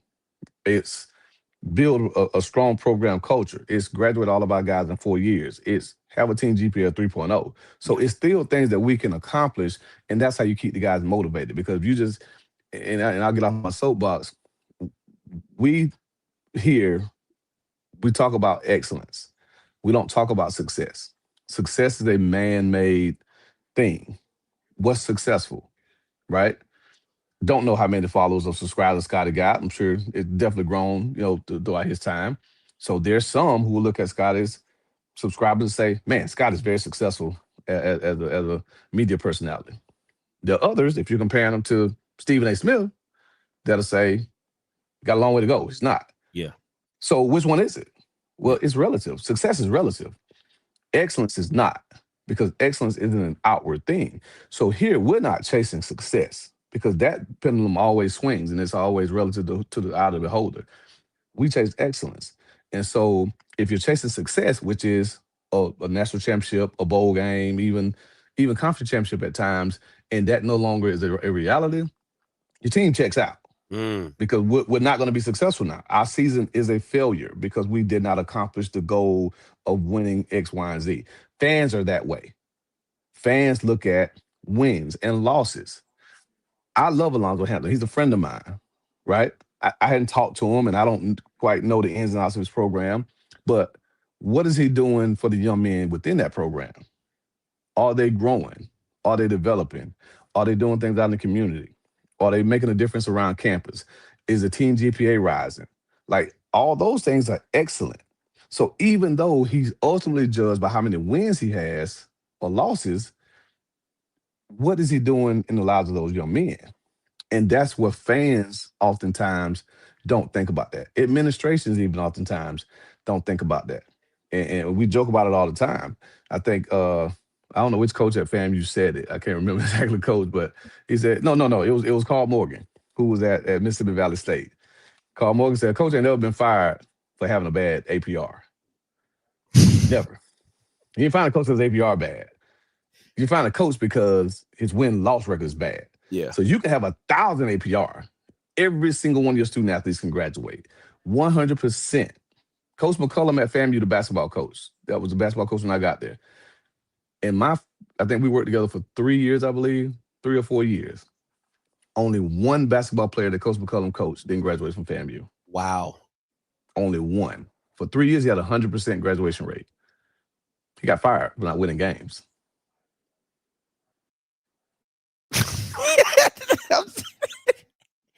Oh, he's probably getting a call. He's on his phone. Oh, man. Oh, Sorry about that. No, you good. We know you got a call. But that's the difference between success and excellence. So we're going to chase excellence here. How we point to these young men, what type of impact are we having? What type of team are we building? Are we close? Do we love each other? Do we support one another? Because to me, that will bring success. If you have those things, you continue to drill them home, you'll bring success. So that's how we are able to look at this season and say, man, it's not a failure because, yeah, we've lost 5 games. We're 5-5, 3-3 in conference, right? But there's a lot of some amazing things. Yeah, I mean, the FAU. And people gonna look at this season and see what we've done. Can you hear me, Scotty? Yeah, I can hear you. Can you hear us? Okay, I can't hear you. Hold on 1 second. All right. Can you hear me? Oh, you're gonna have to get out and come back in. But yeah, we're gonna have Coach Willie come back on, ask him a few more questions, let him get up out of here. That was interesting, having that honest conversation about being in this HBCU space. Yeah. And I think we talk about it all the time. Do you want FCS football or do you just want your type of football? And it's just seemed like we just like that one type of football, don't it? Yeah, our style. Can you hear us, Coach? Yeah, I got you. Sorry about that. I had a call come in that knocked my thing off. But yeah, sorry about that. No, you're good. You're good. Coach, I got a few more questions. I know Perry probably got one more, and we're going to let you go. Now, I'm going to ask my player question, then I'm going to ask my final question later. But JP, quarterback, first of all, absolutely love the kid. Big, tall, no diddy, can sling it. When do you, as a coach, because, fans clamor. When you have Musa, you got on the podium and said, hey, that's my guy. I'm rolling with him. Fans are always clamoring for that backup guy. The backup guy is always the best person in the building when he ain't on the field. What made you make the change? And then what made you stay with the change? Because I know one game you brought him in late in the game. He kind of played a little iffy, but then the next game he started, has the record for 5 touchdowns in a game now. What made you make that decision? And then what made you stay with JP? Yeah, so ultimately the decision was made because of injury. Okay. Lights took a shot against, I think it was Western Kentucky, a shot in the ribs, and it had been nagging him. and obviously as a quarterback, the torque you need to throw a football, you need all that, right? So the soreness in his ribs, impeded his ability to push the ball down the field the way that he's capable of doing it. And so, the Middle Tennessee game, it was really a game time decision. And we decided the day of the game to go with Joe, just because Lights just didn't feel all the way himself. And so went with Joe. Joe went in and played a phenomenal game. Lights was right there supporting him the entire way. And then even last week, kind of went in with the same thought of, well, Lights is getting back healthy, but he's not quite there yet. So, Joe has a hot hand, and of course we roll with him again, and he played really well.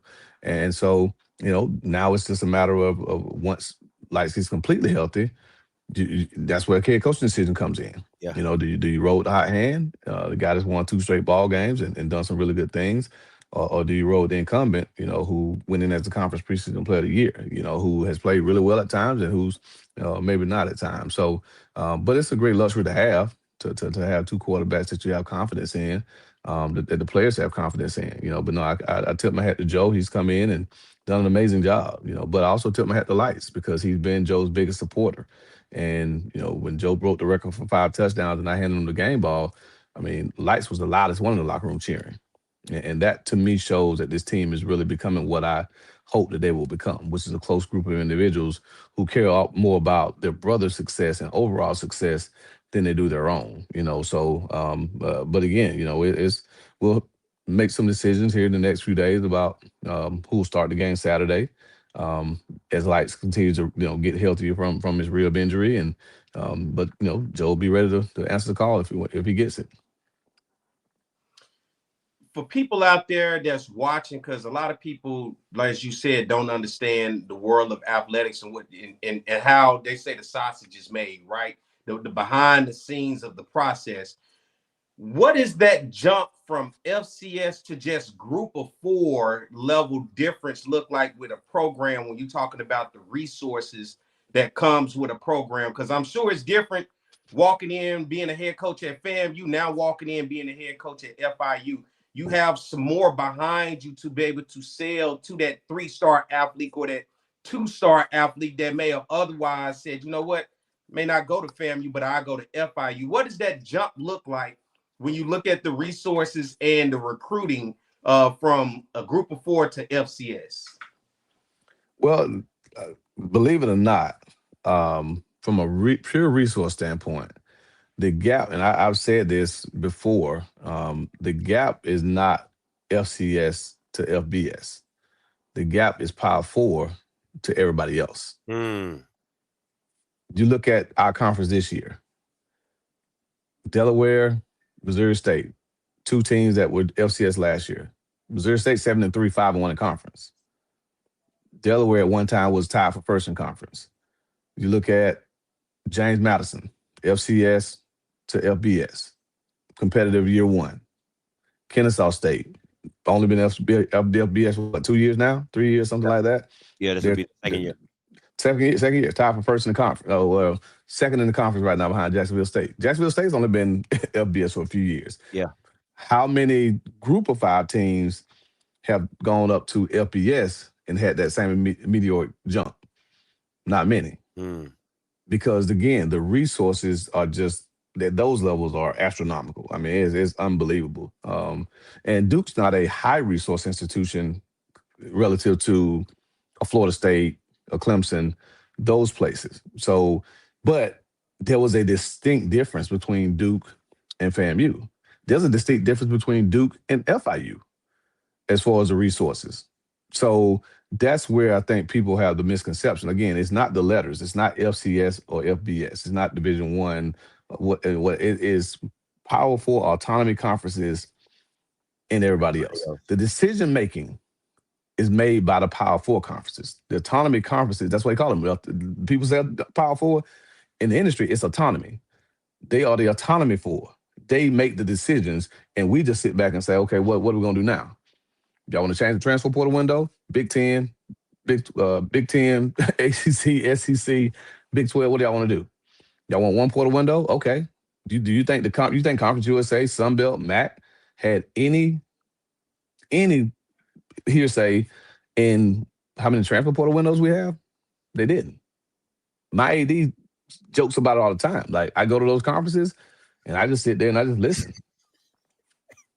I go to the head coaches meetings, and I'll go to the one this spring. We go to the convention, and we meet as a head coach. As 134 head coaches, we'll meet. I'm gonna sit back and listen.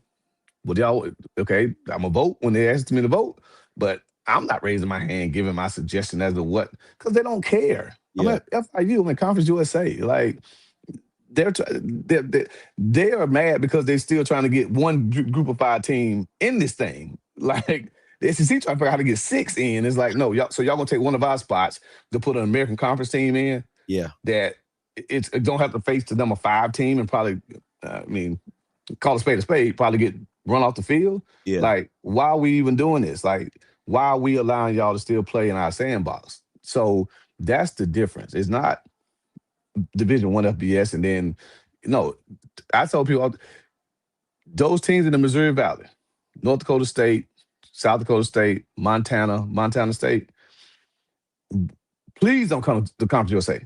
Please. Like, please.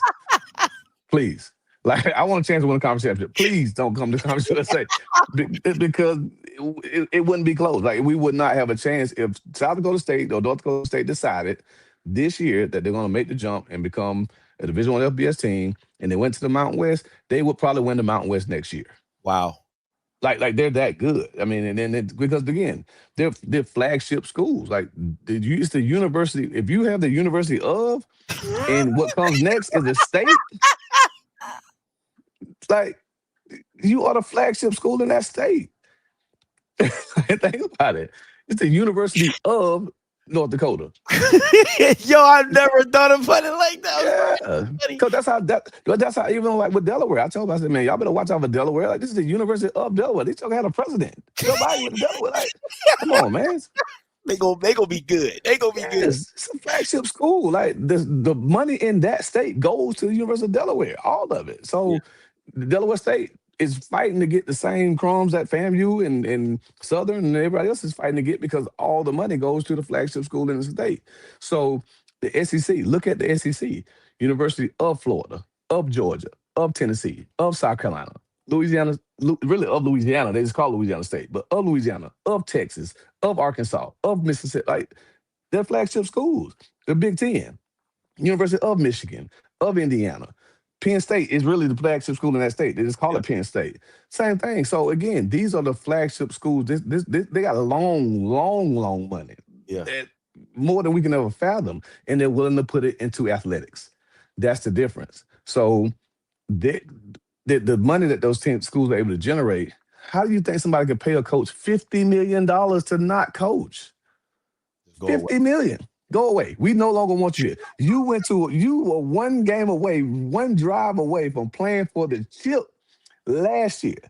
You lost 3 games. Here's $50 million. Go home. Like that's crazy. That's crazy. Like, but that's the difference. So you look at it. Like I said, I don't think G5 schools have that type of money to be firing coaches and paying huge buyouts and things of that nature, just like FCS schools don't. So again, that's the biggest disparity. Is we're all just, like I said, we're all just watching what happens with the Autonomy 4 conferences, and I think inevitably what we all are afraid of is going to happen, that they're going to branch off and do their own thing, and the rest of us will be left to kind of pick up the pieces. And Scotty, this is my part 2, and I'm done with questions, but the recruiting, it's just like when you walk into a house FAMU on, and you're recruiting that guy, now you're recruiting FIU on. What's the difference when those guys, because they're looking at the levels saying, hey, coach, they all want to, everybody want to play D1. Yeah. But like you said before, it's levels to it. For you, what is that difference that you're seeing as you're recruiting these guys and they're talking to you about these different levels? Well, it's perception. Perception is reality. And I think you just have to understand the landscape, But one thing I will say, and obviously grew up right outside Tallahassee, everybody knows, what FAMU meant to my family. And I've always known about the rich history of FAMU. But when I took the job at Florida A&M in 2018, that January, I went out recruiting. went to school in Jacksonville. So when I showed up to the front of the school and walked into the front office, there were 3 or 4 of the coaches there waiting on the head coach to come out. I'm not gonna name the schools, but I think one was in the Big Ten, one was in the ACC, and maybe one was in the SEC. Okay, again, I know a couple of them, but I'm not gonna name them.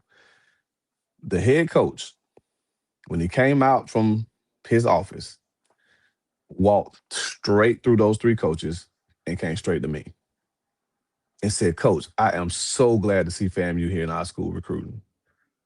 Like, Florida A&M has a strong name in the state of Florida.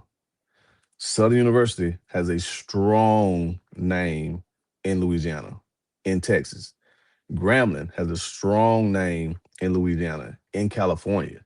Like, I think people sometimes don't even understand the branding that is HBCUs.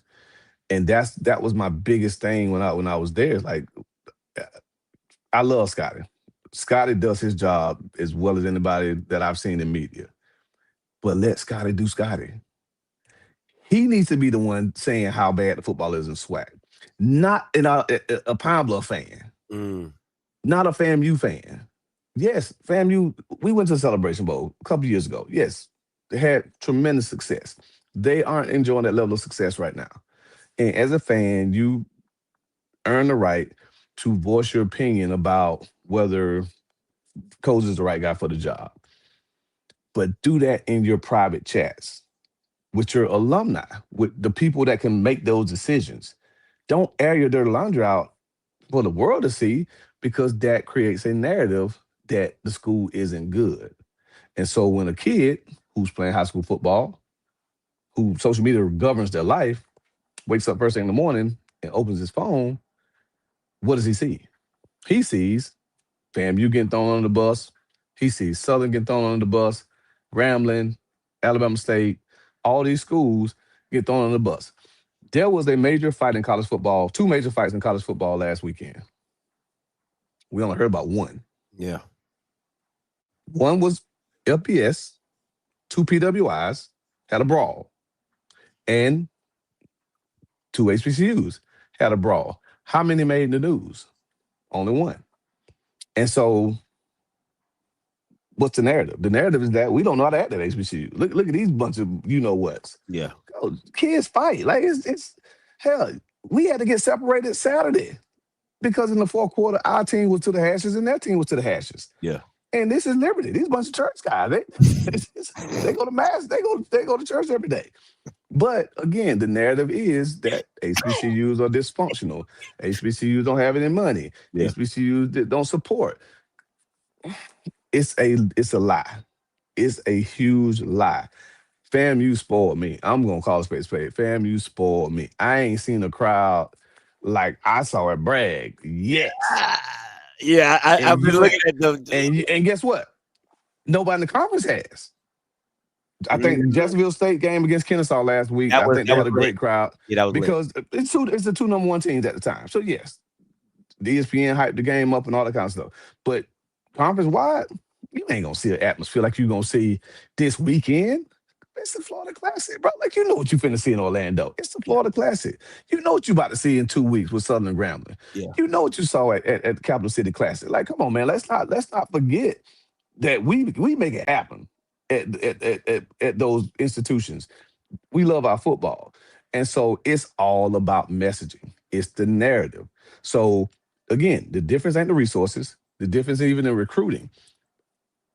I'll take that team I had in 23 and put it up against any team in this conference. And I like my chances. That thing was tough. I ain't gonna from a talent standpoint. Yeah. I like my chances because we had good players. We were able to recruit really, really good players, attract really, really quality transfers, and the same quality kid that I recruited at FAMU, we're recruiting that same quality kid here at FIU. Because good players are good players.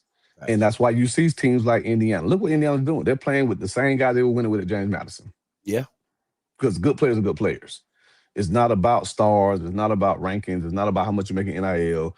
Who are the good football players that love ball, that are smart, that are committed to excellence, that keep the main thing, that ain't just out trying to get the bag. And once they get the bag, they're no longer motivated. That's the challenge for us. So again, I ain't gonna tell my recruiting philosophy because I don't want people to steal it. But I'm gonna be mad at Coach Simmons in a couple of years because everybody out the SWAC and MEAC gonna be there for you. Hey, let me come out at you, right? Hey, Coach, let me ask you this. This will be my final question. You were once that coordinator who didn't have a head coaching job, who just was a prominent coordinator. Two-part.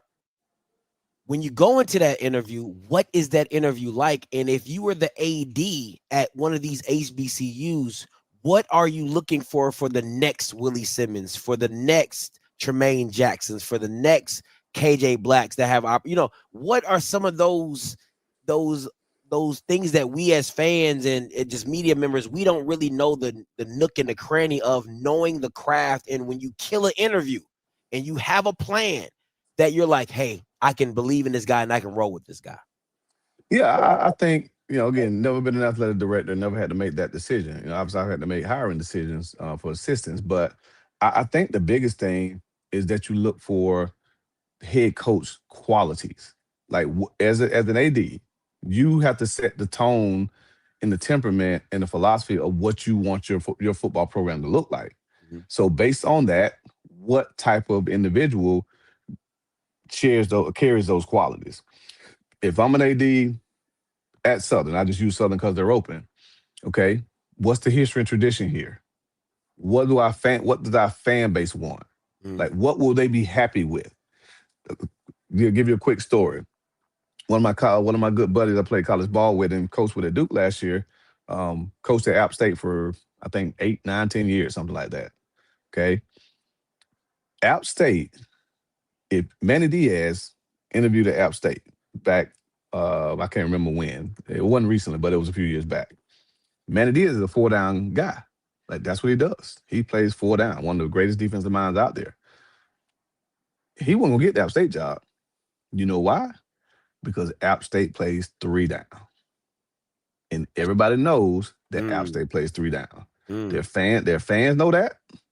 Their administration knows that. And their players know that. So they understand who they are. Georgia Southern, for years and years and years, they were going to run the triple. Yeah.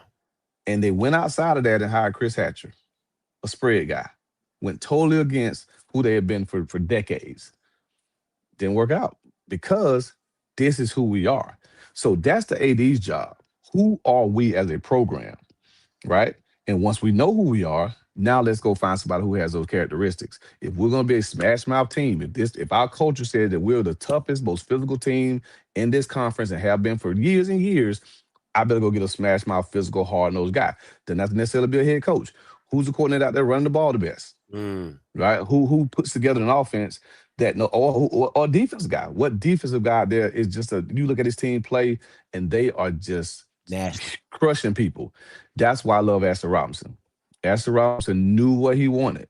I want a prolific offense for this program. And so he said, I'm going out to get, at the time, the best coordinator out there. And he called me. But he knew what he wanted. He knew exactly what he wanted. And so I think that's the trick. So whether you've been a head coach before, a coordinator, or even a position coach, I think you just have to know exactly what you want. But that means you researching who you are, where you are. Because I tell everybody, there are 4 programs in that conference. If it's your first ever head job, you better be special. That's the House of 7 Hills in Tallahassee. That's down there in Baton Rouge. That's up the road in Jackson. And that's up there in North Louisiana in Grambling. Those 4 schools, it's going to be very tough to be a first-time head coach at those places because of the expectations. There's so much that you got to know going into it because of all the other stuff that you're going to have to deal with once you get there. So football almost got to be like, oh, I got this. So I was blessed. I applied for FAMU the same year I got Prairie View. I applied for FAMU, and they hired Alice Wood. And then I got hired at Prairie View. I am so thankful that was my first head job.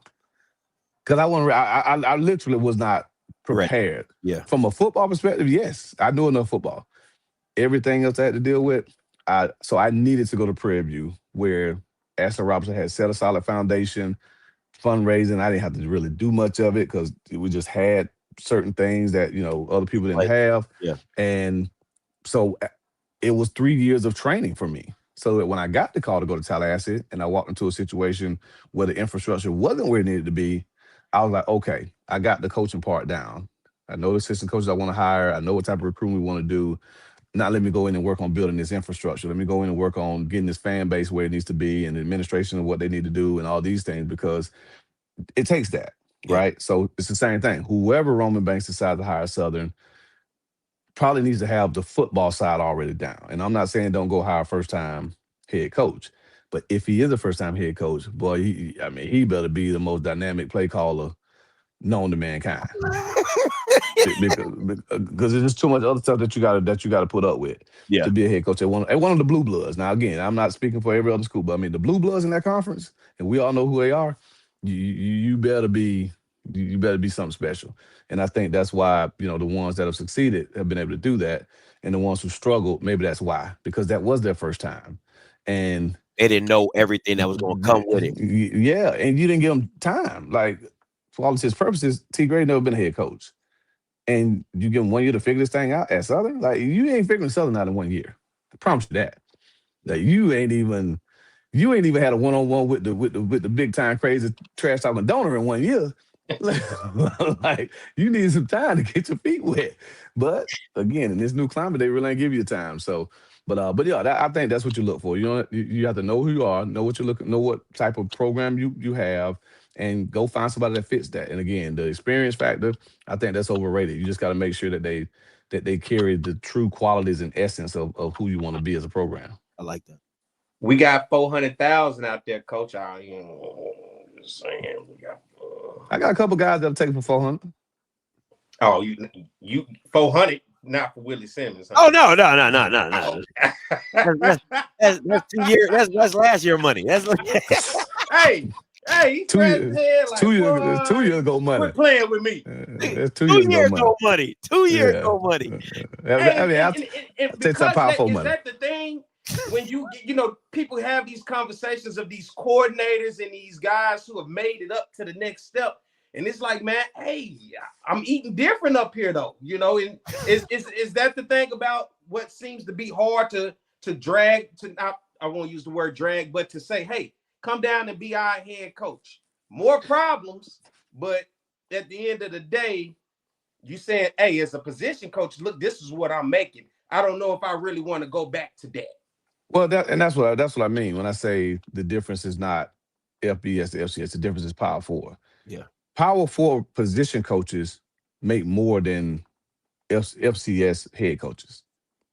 Coordinators on a whole different scale. Like, Power 4 coordinators make more than I make. So I would literally, if I was a Power 4 coordinator, if I was the OC at Duke per se, I would have taken a pay cut to come be the head coach at FIU. So that's where the difference is. So now that's the question that a lot of those guys have to answer.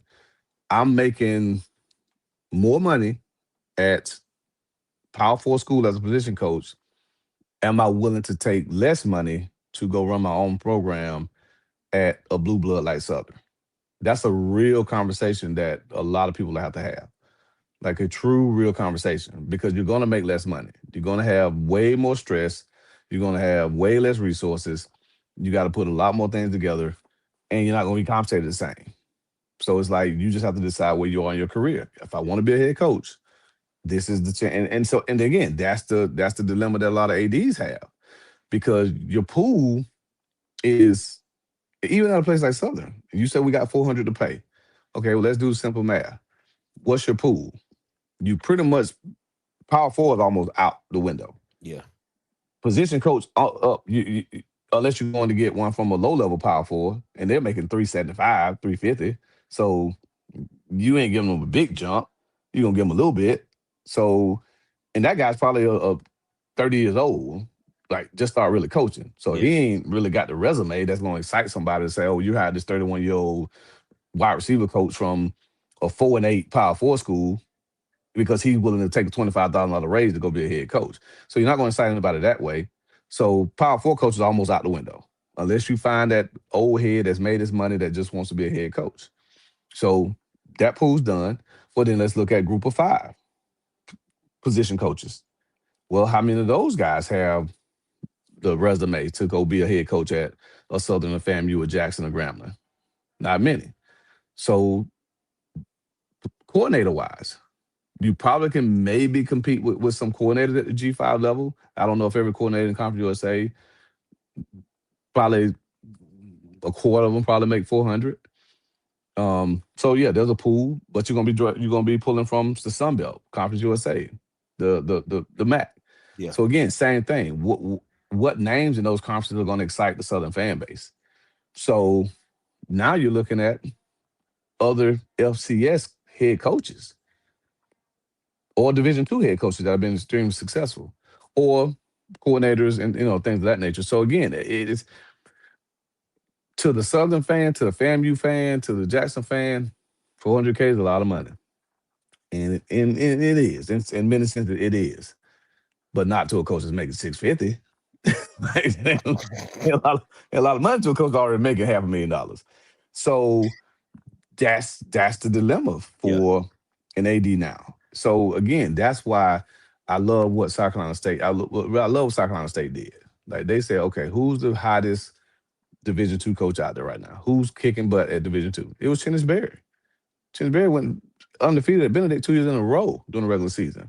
South Carolina State, it was a slam dunk. He's right down the road. He understands the area. He's been in Black college. Slam dunk. Pay him what he wants. What does it take to get him? Yeah. Make it happen. Right? Look at a guy like Quinn Gray. Just won the SIAC. 10-1. They only lost to the FAMU by 8 points, and they were up on FAMU. Had a chance to win the game. So if I'm an AD, it's a no-brainer. Why isn't Quinn one of my first calls? Yeah. He's won. He's been a head coach. So that's what I'm saying. I think we just have to be realistic as to what we're expecting. Like, unless you're really about to open up the checkbook and pay a coach over $500,000, which probably ain't gonna happen, not a worthy investment, not a smart investment in my opinion, you better go get really good coaches that are proven that they can do it at low resource institutions. Because in my last thing, even if let's say you do attract a Power 4 coach, a guy that's been doing it for a while, and he just decides, you know what, I'm on the fourth quarter of my coaching career. I always want to be a head coach. I think I can go win at Southern. This guy's been coaching Power 4 football for 25 years. 25 years. He ain't rode no bus to the Pine Bluff. he ain't showing up in all his helmets. I ain't come back for reconditioning. Oh man, he ain't got one academic person for the whole department. Like he ain't faced these challenges, but he been living in luxury for 25 years. So guess what he's going to do the whole first year that he's the head coach? So he's going to complain about what he doesn't have. And you don't want that, because if he's complaining, then his coaches are complaining. If the coaches are complaining, then the support staff is complaining. If they're complaining, the kids are complaining, and you're not going to have a good football team. Yeah. Like, that's just the reality. So understand who you are. That's why I said HBCUs have to do a really great job of understanding who they are and carve out their own niche. This is our sandbox, and we have to be okay with our sandbox. The one thing they do that with, and I tip my hat, is the Celebration Bowl. The Celebration Bowl is their sandbox, and they're saying we're willing to play in this sandbox, and we don't care what nobody else says. Mm-hmm. And it's a great benefit to the conferences, in my opinion, because it's different. It's unique. FCS schools are envious of it because they don't have that. So that's them. That's HBCUs understand that we have something unique. We have something special. The classics, same thing. Those are unique. Keep the classics. So, but stop trying to be what other people are, because you can't do that. Yeah. Stop buying coaches after a year. You can't do that. Like, you, unless you got a Chennis Berry, a Trey Oliver, a Jerry Mack, or Willie Simmons, or Eddie George coming back, willing to say we're willing to come back to those places. Who you gonna hire? Like, who? So you find a coach out the year, and you don't even have a backup, a guy waiting in the wings. Yeah, playing. Yeah. Like Florida can fire Billy Napier because they're saying we're gonna do what it takes to get Lane Kiffin. We're willing to do what it takes to get Lane Kiffin. Yeah. They got the money to do that. I don't think Florida A&M University, and I'm the only speaker for them because I can without getting ridiculed online, I don't think FAMU has that waiting in the wings. I don't think they can say, if we fire James Coaches this year, which I pray they don't, that's my brother. If we fire James Coaches this year, we got so-and-so that we can get. All it takes us to do this and we can get them. Like, now, if that's the case, then it's an investment. Yeah. Pay the money and go get them. But who is that guy? Outside of Chennis Berry right now, who is that coach that just a slam dunk, can't miss hire that's gonna come in and get it done right away? Like who is that guy at the HBCU level? I mean, I would, the only person, if I'm being honest, I think you have to go with either Quinn Gray. Like, that's the only person you can, because again, he understands the culture. He knows how to recruit Florida. He is a Floridian. I think that all matters when you're talking about FAMU, and he's bringing a quarterback with him that he had success with at the Division II level. I think that's the only thing that, unless you get Teddy Bridgewater and he just opens the pipeline to Miami South and everybody from the 305 comes up to FAMU, I think the only slam dunk hire you have in your back pocket is Quinn Gray, and he just walks right into that job. And again, I agree, but even with Teddy, like, and I don't know Teddy, so I'm speaking from ignorance, but Teddy coached 1 year high school ball at Miami Northwestern. State champion. Yeah. Guess what? They got more than anybody in the state of Florida.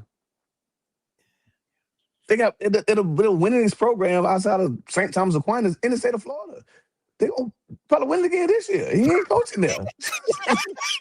It's Miami Northwestern, dude. Like, you got players, you got 5-star guys walking the hall that don't even play football. We just in here. Miami, and again, and I'm not discrediting Teddy Bridgewater for anything he did at Miami Northwestern. But again, I think you have to caution yourself by just saying, go get this guy because of look what he did at this place. Like again, know who you are. FAMU, Southern, Jackson, they're low resource institutions. You're not going to walk into a place with an abundance of resources. You're not going to walk into a place because of the history and the tradition there and automatically being in a recruiting battle. If you're the head coach of Miami Northwestern, you're going to have first dibs on most of the good players in Miami. Because they know that 100% of the coaches in America, when they come to Miami, are going to go to Miami Northwestern. So why wouldn't you want to go to Northwestern knowing that I'm going to see Nick Saban one day, I'm going to see Lincoln Riley the next day, I'm going to see Kirby Smart the next day, I'm going to see Mike Norvell the next day. Like, it's a no-brainer. Yeah. But when you go to FAMU, you're not going to see the Miami Dolphins one day and the Jacksonville Jaguars the next day and the Tampa Bay Bucks the next day. Like, you got to grow into that. My first year at FAMU in 2018, I got ridiculed. We had 0 pro scouts at pro day. 0. Not one pro scout showed up to our pro day in 2018. And in 2021, we had 31 or 32 teams. Come on, coach. Come on. So we had to build that. So understanding that it ain't gonna happen like that. So if you bring a guy that's played in the NFL, that's got a bunch of money, that's been at Power 4, that's made a bunch of money, and you bring him to a place where the resources aren't abundant, and the first time he goes asking something, you hear no? Because you're gonna hear a whole bunch of no's, trust and believe. Can't do that, coach. Yeah, we can't do that. Yeah, like that's gonna be the first answer. We're gonna be like, no, we can't do that. And then you'll be like, well, why not? Like, is this a statewide rule? Is this an NCAA rule? Or this just a school rule? Like, this just one y'all just made up in the backyard. Like, okay, so this doesn't violate state university system rules. No, it doesn't. Doesn't violate NCAA rules? No, it doesn't. Well, why can't we do it? Oh, no, we just don't do that here. Yeah, bro. Okay. We just don't do that here. Yeah, like, bro, like that's what you're gonna get. And again, I love every minute of every second that I spent it in Black college football. 12 years. I loved every moment. I love the serenity of Lorman, Mississippi, driving down the stretch and seeing malnourished horses walking down the street with no owners. Like, I love Prairie View and driving up there and just seeing 12 fans.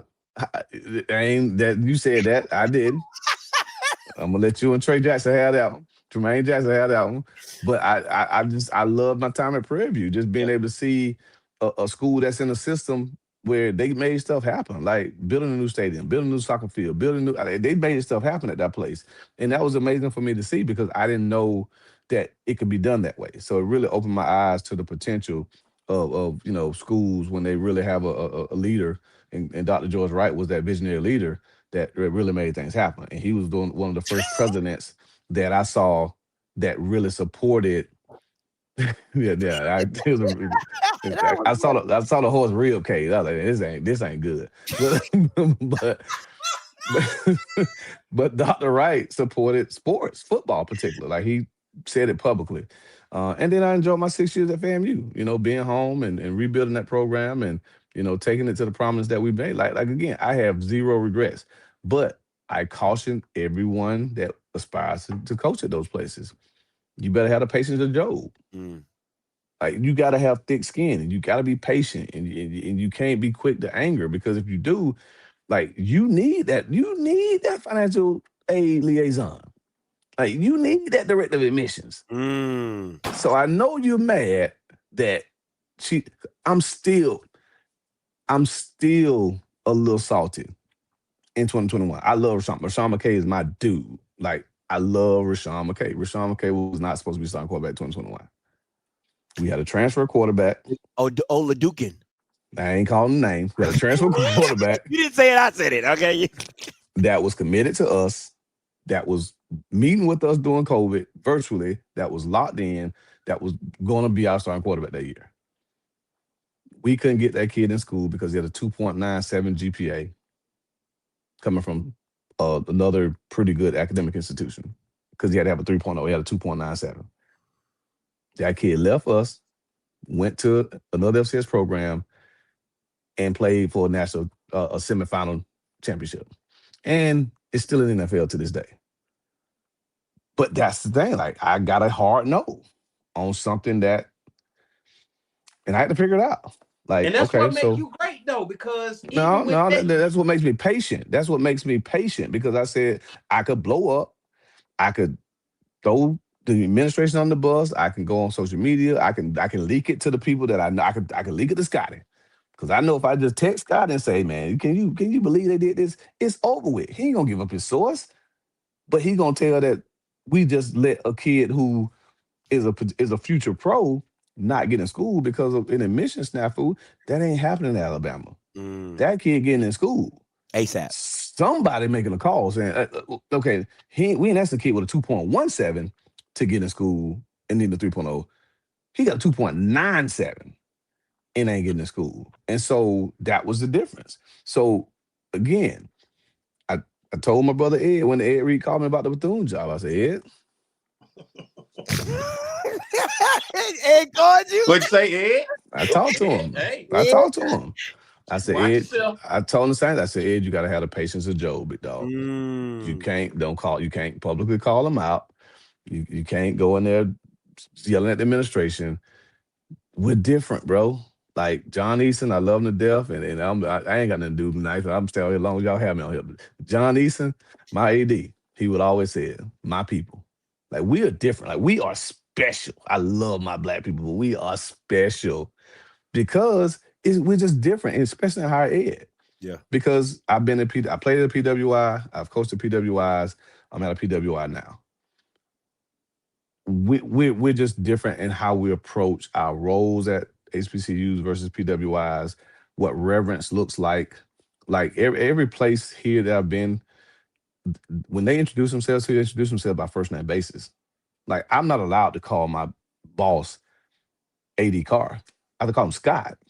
Like, that's just how he is. Like, no. Call me Scott. Like, that's my name. I don't know who has a doctoral degree. I don't know anybody who has a doctoral degree on campus because everybody's on first name basis. Yeah. But trust and believe on the high 7 hills, big dog. I am Dr. White. I'm not saying that that's how they are. I'm saying I better know it. Oh, okay. Because they're not gonna say it like you just said, pompous with big chest. But from a reverence standpoint, you just better know that, and you better refer to them in that manner because it's just a difference in how they worked at it and all that kind of stuff. So again, I don't look down upon them for that. It's just, again, you have to understand the culture. Yeah. So if again, I keep using Roman Banks because I see that Southern shirt. If Roman Banks is contemplating going outside of the HBCU space to hire a coach, you better make sure that joker understands the HBCU culture. That's good. Well, Scotty brought up when we started the show, the leading candidate, so quote unquote, is Marshall Faulk. He's from Louisiana, so I mean, hey, you know, maybe that gives them. But again, growing up in Louisiana, I'm pretty sure Marshall Faulk heard of Southern. I'm pretty sure some of Marshall's high school teammates probably went to Southern. So if that's the case, and if he can understand Southern culture, Southern history, Southern tradition, it might work. It might work. You know, it's not a matter of whether he knows football or not. Michael Vick, and again, I think it's going to work there at Norfolk eventually. But Mike grew up there. He grew up right there in Norfolk, so he in the 757. So he understands the school and what that place is meant to people in that area. You know, Deshaun at Delaware State. Like I do think that is a formula that can work, but they have to know themselves and have to be them. Like, you can't go try to replicate what Prime did at Jackson because there's only one Prime. Yeah. Like, you can't go in and try to be that. Like, Prime is the only joker that I know, probably him and maybe Ray Lewis, that can walk in the door loud and flamboyant, and people ain't gonna question it. They're gonna accept it. They're gonna accept it. Like, there ain't many people that can do that. Because he's a larger than life figure. He's always been that. So his personality preceded him. If that ain't who you are, don't go in there with that foolishness. Because them folks, they ain't playing that stuff, man. Like, bro, who you think? What? And they know how much you make too.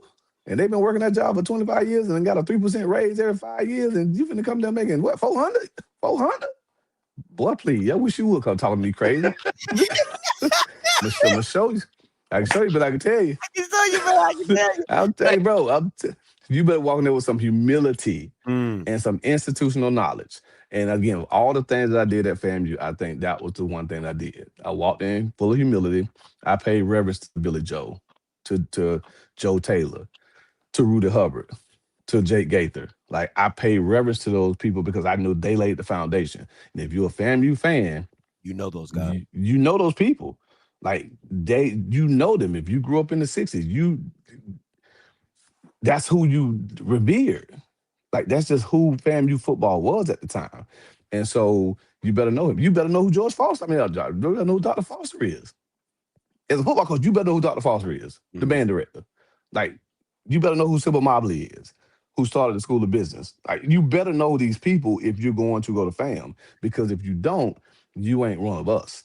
And if you're not one, it's just like most other places. That if you're not in the family, you out the family. In the family. Yeah, you out the family, bro. Like, I think from what you're saying, Coach, like, that's why Quinn Gray is such a it's a fit. And I never thought about, like, I'm an NFL guy, so like when you talk about who we are, it brought me back to the Steelers, right? Defense, like, that's just what we do. This is how we built.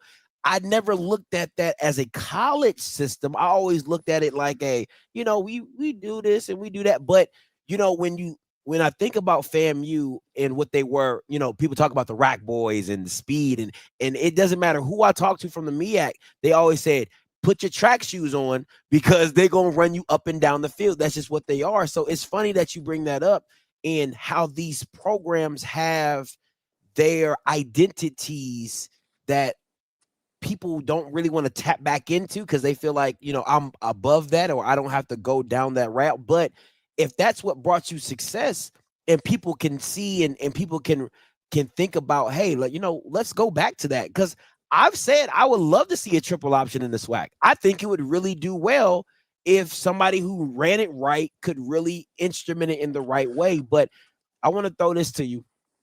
You said you had a short list. You've been talking about Roman Banks. If you're Southern, I know we talking about knowing Southern, not being but what does that Willie Simmons tree look like? Like, somebody that that you say, you know what, I would stand on the table for this guy and say, hey, he deserves an opportunity, because you saying he might not get that Southern job, but it might be an alum out there that hears his name and say, hey, we didn't think about this guy. So who are just some guys that you would just say, you know what, be on the lookout for this? Be on the lookout for him. Well, again, I don't want to be the blame for somebody hiring somebody and then I wait. Well, Willie Simmons told me to hire this guy, but then hire. But it But didn't that's work. how it works, though, Coach. Anybody you have success. Come on now, you know how it works. Nick Saban is the same way. Urban Meyer's the same way. All these coaches, they have lineages. They have trees that, hey, I had a coordinator, I had a defense coordinator. They had success. You know, Yeah, you're in the no. room with coaches across the nation, which gives you the expertise of knowing who's this guy, who's that guy, what are they doing? Because you said it yourself, looking at when you were on that call with the running back coach at Arizona and getting to be able to talk to these coaches all across the country, you know what the coaching realm looks like more so than somebody, like you said, who may not know athletics and they just going by a name that's familiar to them. Hey, I liked watching that guy back in the day when he played football. I think he could be a great coach more so than a guy like you in a room. You on conference calls. You have a direct line to know, hey, this is an up and coming guy. He may be young, but this guy is bright. He has an upside to it. Or a guy who's been around, say, man, he just been needing an opportunity. Well, again, I've been blessed to meet a lot of coaches, a lot of guys that I think have brilliant football minds. But again, I think it goes beyond that. So recommending someone, it wouldn't be based on their football acumen. I know a lot of brilliant football coaches. I mean, guys that from an X and O standpoint, I would put them in the room against any coach in America. But do they have the temperament? Are they willing to learn the institution, to have the institutional knowledge? Do they have the people skills to be able to build the relationships? Because HBCUs are relational places. Like it's going to be really hard to survive there if you don't have interpersonal relationships with people across campus. Because again, you'll have to work together. You don't have the resources. You're not going to have your own in-house nutritionist. You're not going to have your own in-house sports psychologist. You're not going to have your own in-house, compliance person. Like all these people are going to be spread throughout campus. And you have to be able to relate to them to where when you come to them with that person who needs to be admitted into school because the transfer portal closes on January 12th and this guy called you on January 11th saying that he needs a home, you got to have somebody that's willing to turn over TA so you can fly that kid in or bring that kid in for an OV that weekend. And if you don't have relationships and you tell the compliance person that, guess what they're going to do? They're going to take that piece of paper and they're going to put it underneath a stack of stuff that they already got in front of them. And the deadline's going to pass. And you're not going to get that kid. Right? And so that's where I'm like, okay, could I throw out some names? Yes, sure. But again, I think that, and again, and I think most ADs in the conference have my number. I think Roman has it. I know, Angela has it. There's a lot of ADs that A-Rob has it. So trust me, you can call me. And offline, I'll tell you some people who I think, you say Marquise Bell's got to pick, my dog. I think that I can give you some names of people that I think have the temperament to survive at those places and do a really good job. But yeah, just from a pure X and O standpoint, yeah, I think, like I said, I think Quinn's a great football mind. I think Chennisberry is one of, we talk all the time. I think Chennisberry is one of the best. My KJ Black worked under me for a long time. He's one of the best football minds I've been around. Jonathan Williams at South Carolina State with Chennis has a great football mind. Like there's guys that know football, that know X and O's. But again, I think Terrence Graves knows football. I think he does. I think Alonzo Hampton knows football. I think T-Buck knows football. So clearly, knowing football isn't the overall recipe for success. It takes more than just your knowledge of X's and O's to be a good football coach and to field a good football team. You need managerial skills. You need psychological skills. Like you better have some psychology background because you're dealing with these crazy 18 to 23-year-olds, and you're dealing with coaches who are getting underpaid, who aspire to get to the highest level and having to motivate them every day because they're mad that their that their reimbursements hadn't gotten in yet. They're a month behind on reimbursements. Their credit card bills running up. Their wives are complaining. That's what you're going to get. And Courtney Gaucher, when he was my AD at FAMU, asked me one day, he was like, Coach, what's your greatest challenge right now? I said, playing the morality police. Like every day I have to walk into this staff room and I gotta be the morality police. Like I gotta bring the morale back up in the room because everybody's in there complaining about what is not going right. And they don't understand why certain, and it's not that they're just complaining. It's like, coach, why can't this be done? Like I asked to bring this kid in. We need this kid for this official visit, and they're telling me that we can't bring him in. Like, why? Yeah. And I'm like, guys, it's over my head. Like, I feel you. Like, trust and believe. I get it. But control we can control. All we can control is what they allow us to do. Let me go fight the battles. I'm gonna try my best to fight the battles and see if we can get some things changed. But until then, keep the main thing the main thing. You got 5, 6, 7, 8, 9, 10 guys over there in that position room that need to be coached, that need to be loved on, that need to be cared about. They need to know you care about them. Go coach them and make sure that come Saturday they're ready to play. And we do that, it's gonna make it easier for us to recruit kids. And if we got to get one in the last minute, maybe we don't, but we get.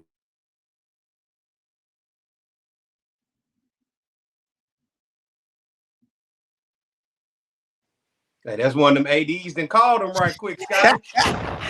They said, hey, Willie, what you talking about? Willie, what you talking about? That's one of them ADs said, man, you know what? Let me call his ass right now. Yeah, he said I can make a call anytime. You know what I'm saying? They called him instantly, like, hold on, Willie. You're gonna have to get up off there. We're gonna have to get some consulting right quick. Yeah. So I'm gonna let him come back in. When he does, we'll continue on with the show. But man, what? Oh, here we go. Here you go. I don't know if you can hear us, Coach. Can you hear us? No, can't hear us. I'm out. He can hear us? Y'all can hear me, Scotty? Yeah, I can hear you. You can hear me. Okay. I for some reason I can't hear you guys. Every time my phone rings, it cuts it off. But you gotta log out. I'll talk about this crazy stuff all night, man. But tell Roman he can call me. If you need some names, he can call me. But no, man, y'all keep doing your thing. Y'all just fans keep letting Scotty be the one that puts out these crazy albums. I don't know how this joker doing it. AI is off the chain. That means we're all going to hell here pretty soon because AI can make a whole album. And how I get on there twice, I don't know. I ain't even in Black House no more. He just got my name on the album. Boy, he's something else. But man, hey man, Scott, you know I love you, big dog. I appreciate you, my man. Perry, keep the faith, man. Don't tear my man up too bad, man. Golly, man, let my man live over there, Pablo. Man, he doing the best he can. All right, give him 63 scholarships, and then let's talk.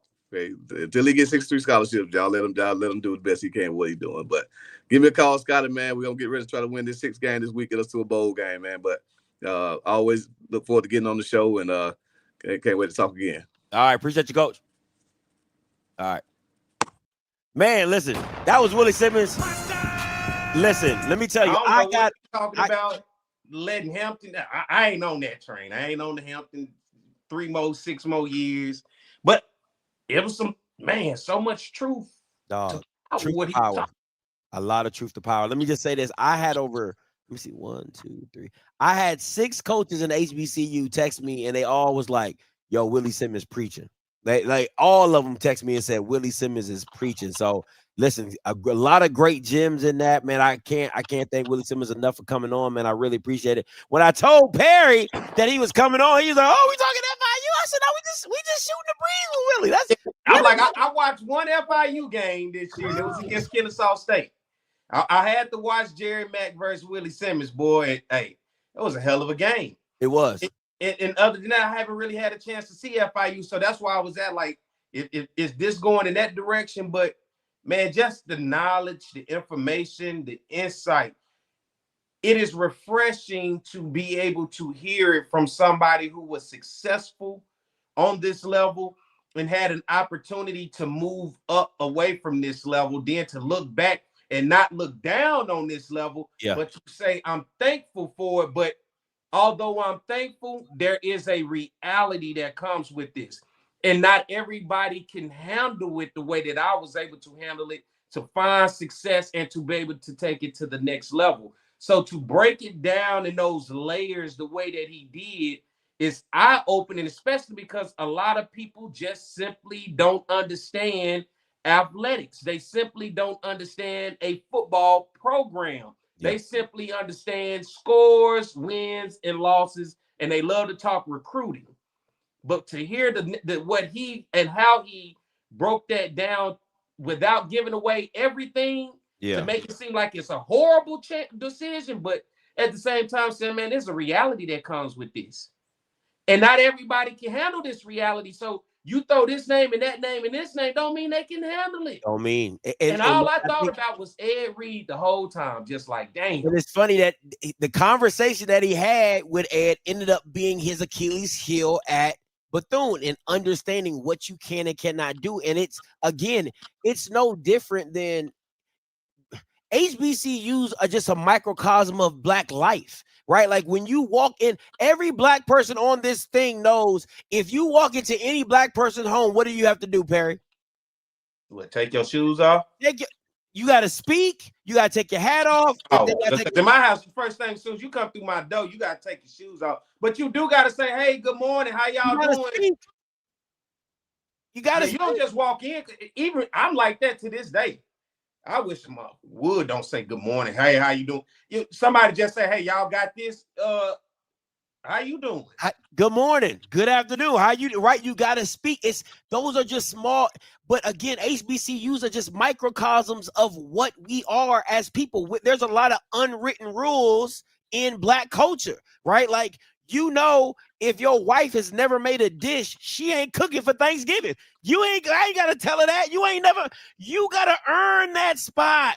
And if she do, you might want to go with the flow and be like, baby, this is good. It's all right. You know what I'm saying? Like, you might be able to bring the cornbread or you might be able to bring the dinner rolls, but you're not bringing the main dishes. You ain't bringing no greens. You ain't bringing no mac and cheese. You ever seen the movie Who Made the Potato Salad? No, I haven't. Oh, you need to watch. Oh, I'll leave it at that. Go watch. It's a Black movie. Go watch Who Made the Potato Salad. It's gonna be right up the alley of what you preaching right now. But you 100% correct, Scotty.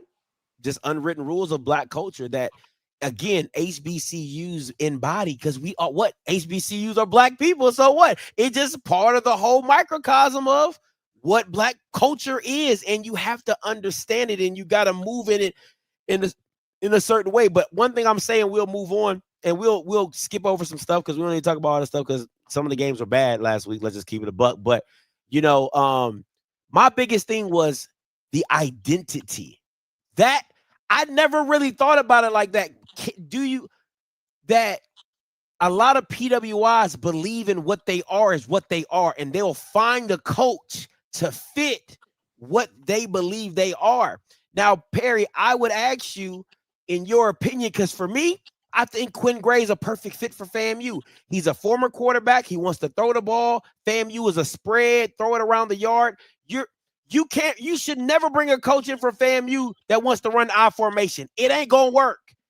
That just ain't there. That's not their identity. But for Southern, what is Southern's identity? Because when Dawson Adams was there, if you get Alvin Parker at Southern, it's a perfect fit if you're going back to the Dawson Odom years. But what is that Southern identity? Well, I think that's why most people was not relating to Dawson Odom, because Southern identity under Pete Richardson was 5 wide spread. Southern fans know quarterbacks and receivers if they don't know anything else. Under Odoms, you got to know the running back, Leonard Tillery, the all-time leading rusher in SWAC history. Yeah. But under him also, you had the 2 all-time leading passers in Southern history. You had the all-time leading receiver in Southern history. You had the receiver in Willie Quinn. You had Dre Joseph and Austin Howard at quarterback. You had all-time greats under him that right now are in the record books offensively at Southern University.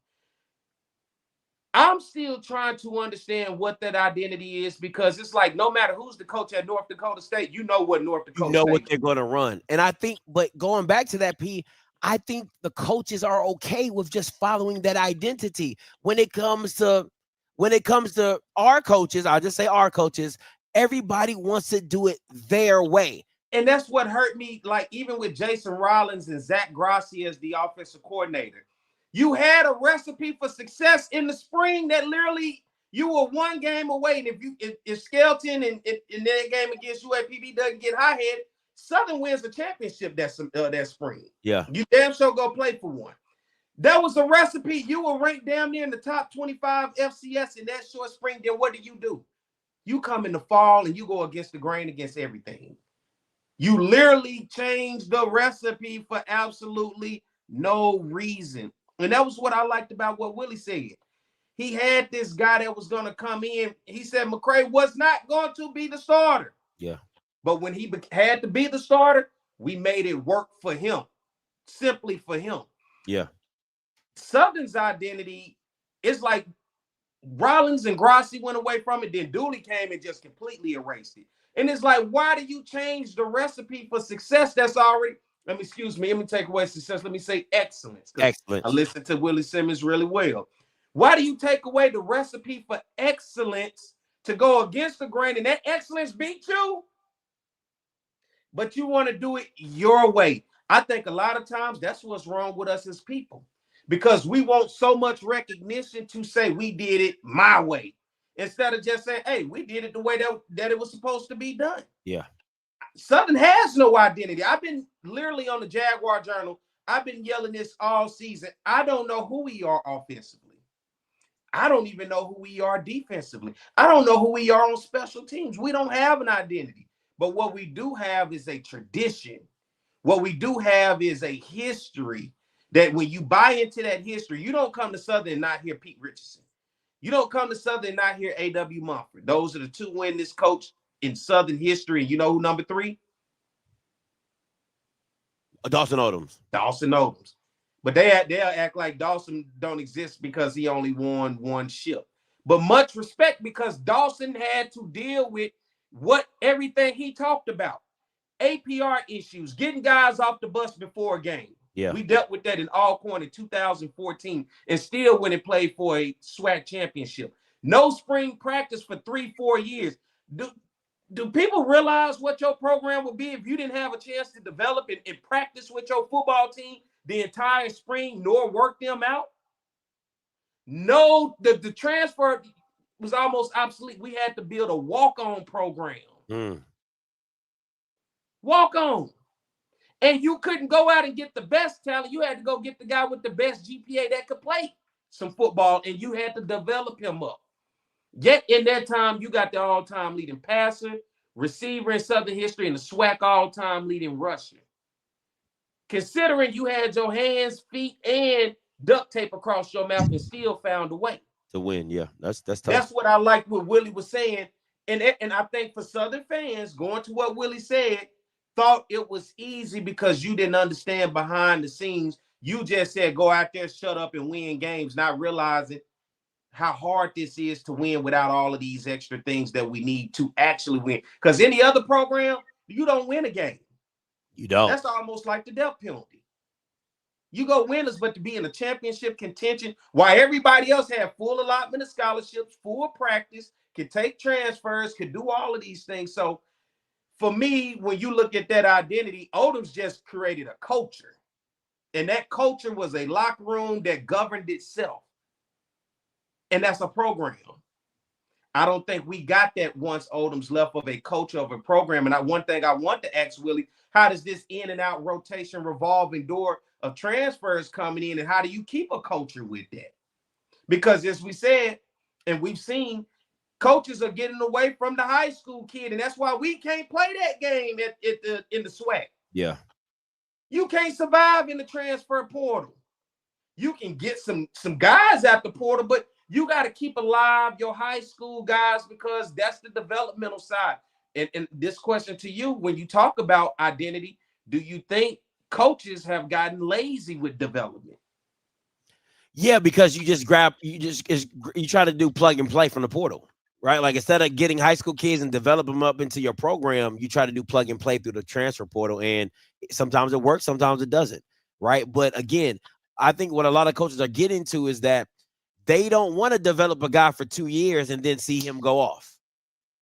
And you get what I'm saying? I put this time and effort into you. Now you at a Power 4 school making whatever money or sitting the bench, not even playing. In reality, that's who we are. Yeah. You want the guy to come down to come to you. You're going to have a lot of issues dealing with that guy. And I'm not saying it's bad, but when you've been on the other side and you come down, it's a difference of a world compared to you get the high school guy that you develop or you get the hungry D2 guy. And I brought up Odom simply because it was exactly what Willie Simmons was talking about. it's so much behind the scenes that y'all don't be seeing. I'm a damn good coach right there, boy. I cleared my parlay. Hey, Scotty, I cleared my 12-leg parlay. No, you got everybody. Yeah, I think that's the first one of the season, if I'm not mistaken. Oh, I've been right there on the cusp, but here we go. Go back. I got to relish in this. I got to give a speech. I want to thank everybody. I want to thank the committee. I want to thank you in the comment sections. I want to thank all the viewers. 12-0 ain't easy to do in this conference, in this space. But to go 12-0, I appreciate y'all. I love y'all. I do it for y'all. Miss Gladys every day. I do it for y'all. All I do is keep winning week in and week out. That's all I keep doing. I keep leading the charge week in and week out. Now, what I should do is I should do you like The Price is Right. What? You know how they be like 100, Bob. 101, Bob. You want me to put up how many I may lose by going with it? What? Like Jeopardy? Like I put up 500. I'll just match your picks so you can't win. That's the 101, Bob. You're not gonna match my picks this week because I know you going Delaware State. Before we even get there, you ain't going with me with South Carolina State. All right. I'm trying to get a championship. Boy, I tell you the truth, boy. I tell you the goddamn truth. All year you've been going down, and then I know you're not gonna go against Delaware State in the championship when they finally here. You're gonna ban this ship because you know that's gonna be the deciding factor. That's gonna be the change for me. That's what I'm looking for right there. Ooh, I'm trying to get a championship. They try to win a championship. Bro, you crazy. Man, we better not get to that point. All right, I'll save it. I'll save it, but I'm on you. I'm close. And I've been catching up too. I've been doop, doop, doop, doop, doop. Shout out to I wanted to touch base on this. We'll skip the recap of last week's games. I ain't really tripping off that, and because I wanted to make sure we get out of here in 3 hours and not. What's this? Just want to get your thoughts. Just real quick. You ain't got it? Yeah. Most valuable player, SWAC and MEAC together. No. That's the next one. Just this say SWAC. Okay. Yeah. That goddamn Andrew Body, man. Oh, baby. Hey. What Andrew Body means to Bama State with all-purpose yards, is anybody in the SWAC can even recreate those all-purpose yards? Like who's the next person? Maybe Ahmad Miller? I would have gone with Ahmad, but he might come back with these last few games. They might really run it up with him. But if it wasn't him, it would have been Morgan. Jacoby and Morgan. It would have been Morgan. But I think Andrew's done enough, even if he shuts it down, that he should be the offensive player of the year and most valuable player of the year. Easily. Yeah, and that's both one and the same to me. Yeah. Defensive player of the year.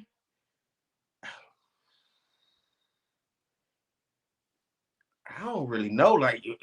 To me, I can't go Kelby Givens. I just can't. Like the team is just too bad. The team is just too bad.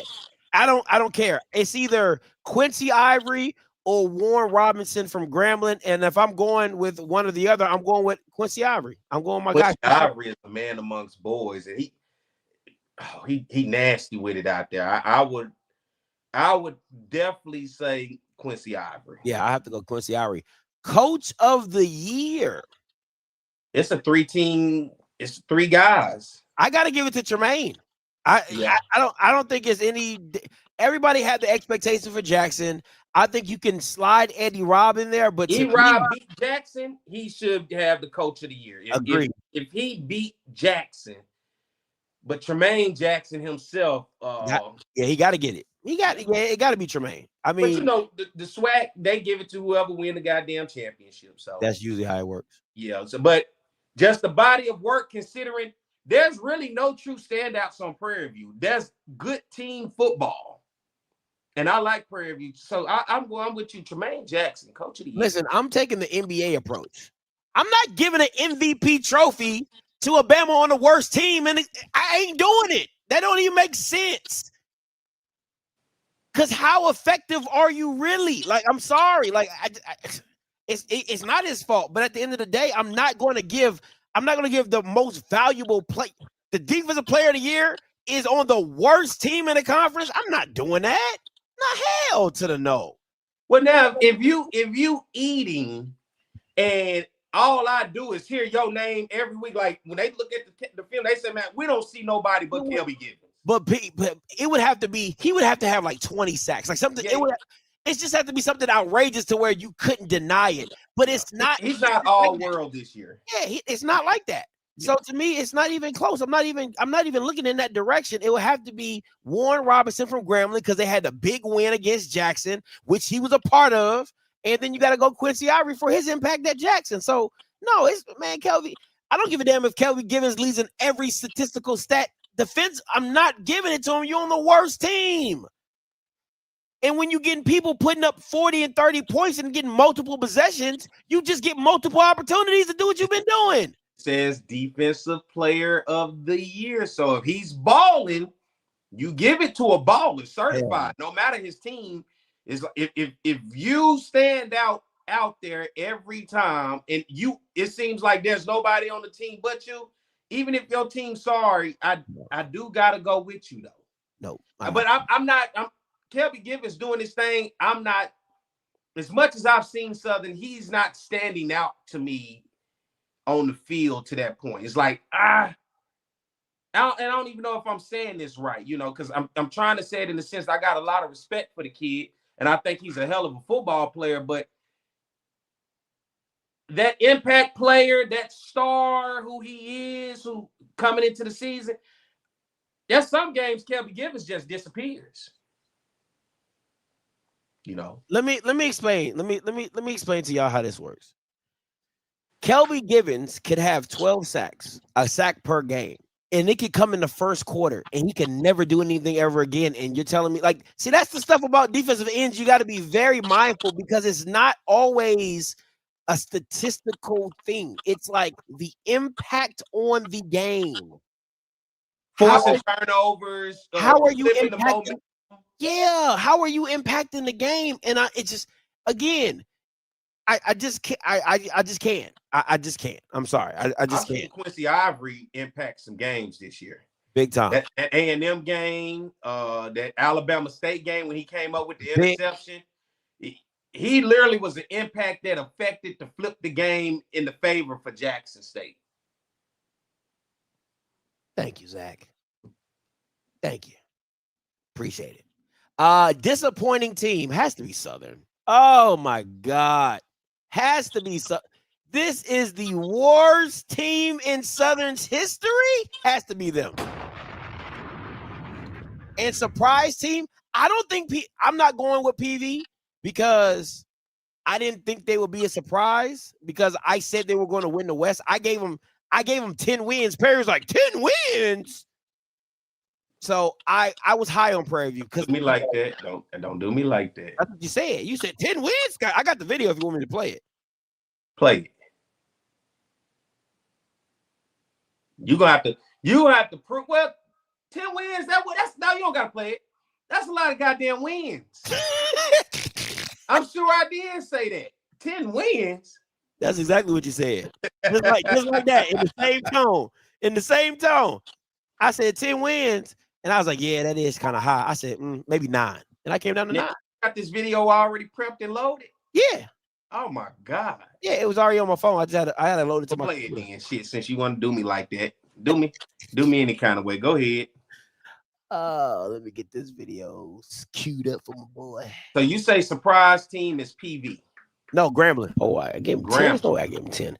1, 2. You giving them 10 wins? No, hold on. 1, 2, 3, 4, 5, 6, 7, 8, 9. Wow, I gave him 10 wins. I think that's high. One. Hold on. Relax. 1, 2, 3, 4, 5, 6, 7, 8, 9, 10. I gotta give him an extra loss. I think 10's a little high. Again, it's not a surprise to me. I said it from the jump. Their schedule was too easy not to win. That's just what it was. Like, they can say whatever they want to say. The schedule was just too easy. So for me, my surprising team will be Grambling. I did not expect Grambling to be as competitive as they were this year and have a winning record. So that's my surprise team. What's your surprise team, P? Bethune-Cookman. Oh, that's a good one. That's a good one, P. I thought your boy was about to be out the door. He may have saved himself and bought some time. But I real life thought it was about to be over with Coach Woody. Then here come the high fire. How you fire? How you fire? Who the best? Like, hey, I mean, think about it, because last year they lost to Clark Atlanta. We was like, bro, how bad can you be? Yeah. Jesus Christ. How bad can you be? But, you know, the emergence of Cameron Ramsden and what he's done with that offense, if they could just get some defense, man. If they can get some defense. But I'm surprised considering up until last week, up into that Grambling game, Bethune-Cookman was in the race in the SWAC East. They were. Yeah, you can't get It was a three-team race. Yeah. But they dropped the last two games. But yeah, I'm surprised by Bethune-Cookman. And you know what got me? When I was at that goddamn Jackson State game and they gave the Bethune-Cookman Southern score. And they had the entire stadium laughing. Man, I'm still embarrassed about that day. The entire stadium laughed at Southern, and I heard, we're not going to say 60,000, but we'll say more like 35,000 say, damn, at the same time. Boy, that hurt. So, yeah, because of that, nobody in that stadium thought Bethune should have even been up that big. So, let's go Bethune-Cookman surprise team of the year for me. I like that. All right, to the MEAC, most valuable player. I like that Atkins kid, the quarterback at South Carolina State. Then they got KZ Adams. Running back. That dude. Then they got a defensive player, number 12. Never mind. We're going to get there. It's a lot of guys South Carolina State got that I think could be the most valuable player. Real talk. I think it's Gillis. From Delaware. Yeah. He is an impact, no doubt about it. Now, these last few games have been bad. I'm not gonna lie to you. The last few games for him have been really bad. But to me, the most valuable player is definitely Gillis. Yeah. Now, the offensive player of the year, I'm not even going with Atkins. I'm going with Walker Harris. Like, statistically, he's the best quarterback in the MEAC. You just talked about them stats, though, Scotty. He ain't the worst team, though. That's like Otto Coons being offensive player of the year and the Bama and they ain't won a game. I like Atkins, the quarterback, man. Even when he threw a pick six last week, he found a way to bounce back and get them back in the game. You talking about the one that put the one up and didn't get in the end zone? You talking about that kid? That's the kid you talking about? I'm asking. You talking about that kid? You talking about the quarterback who put the one up and didn't get in the end zone? You talking about him? And they got the goal line stand? Yeah, he celebrated a little too soon. All right. On the goal line stand. All right. But you can't let one play dictate everything. I didn't know if that was the kid we was talking about. You gonna let that one goddamn play dictate everything? I'm just saying. Boy, that's what we talking about. I like that kid. I mean, he got a lot of moxie about himself. Defensive player of the year, man. South Carolina State got this dude, bro. The DN. About the DN? Number 12. Yeah. They got a punt blocked against was it Howard? He returned it. Was the Morgan State Howard won it? Man, he scored like 2 touchdowns on his own. Damn, what is that kid name, man? Jared Washington, the DB. Is that him? Yeah, Gerard Washington. Number 12. Yeah. Hey. That dude there's a baller. Yeah, and they I like Michael Lunds, but I can go with Jared. God damn, I can't even say his name. Jared, yeah, number 11 though. That's why I said number 11, Michael Lunds, the DN. He came from Tulane. Yeah, I think he might win that. Now, let me say, most valuable player could be Chris Mosley. Oh. Chris Mosley from NCCU. That dude was running like a madman last week. Yeah, Chris Mosley could slide up into that Mosley because what I'm saying is Gillis' last 2 games have not been good. Like he kind of got somewhat right with Howard, but his last few games have not been good. He's been tiptoeing. He hasn't really been. James Jones has really taken that running back spot to another level. So you could go Chris Mosley, you could go Walker Harris, or you could go Atkins. If it was me, I would go Walker Harris. I think he just has the body of work. That's just, I mean, throwing for 3,000 yards is not a slouch. That's all I'm saying. So I swear to God, it ain't. I'm just all I'm saying. And is this based off because the SWAC been playing SWAC games since September? The MEAC just started. So is this the body of work of MEAC versus MEAC, or is this a combination of a season? I think it's the season. Now, if you talk about the last 5 games of conference, then yeah, it's Atkins. It's not even close. You know what I'm saying? Like, if you I just wanted to ask because it's a little bit different with the MEAC to the SWAC, considering the SWAC has been playing conference games since September. The MEAC, on the other hand, is just kind of they just started and it's already over shit, I mean, to me, Atkins was in a quarterback battle half the out of conference schedule. It was between him and Stubblefield for half the out of conference schedule. He literally just got the job maybe 2 games before conference play started. So you are totally 100% right. You know what I'm saying? So I don't know how you give somebody who literally has started maybe 7 games, 6 games over Walker Harris, who's been the quarterback for the whole season. Now you have South Carolina State people like, well, if he would have started the whole season, he would have threw for 3,000 yards, but he did it. You right. I do have to consider that. If that's the case, then I don't know. Mosley might be my guy. I think Mosley will be my most valuable player, and then offensive player of the year, I would give it to Walker. Defensive player, I would give it to number 11 from the DN. You would give it to South Carolina State. Somebody from South Carolina State is going to get defensive player of the year. Coach of the year. It ain't even a goddamn question. It's only one person. Coach of the year? Coach, it ain't no question.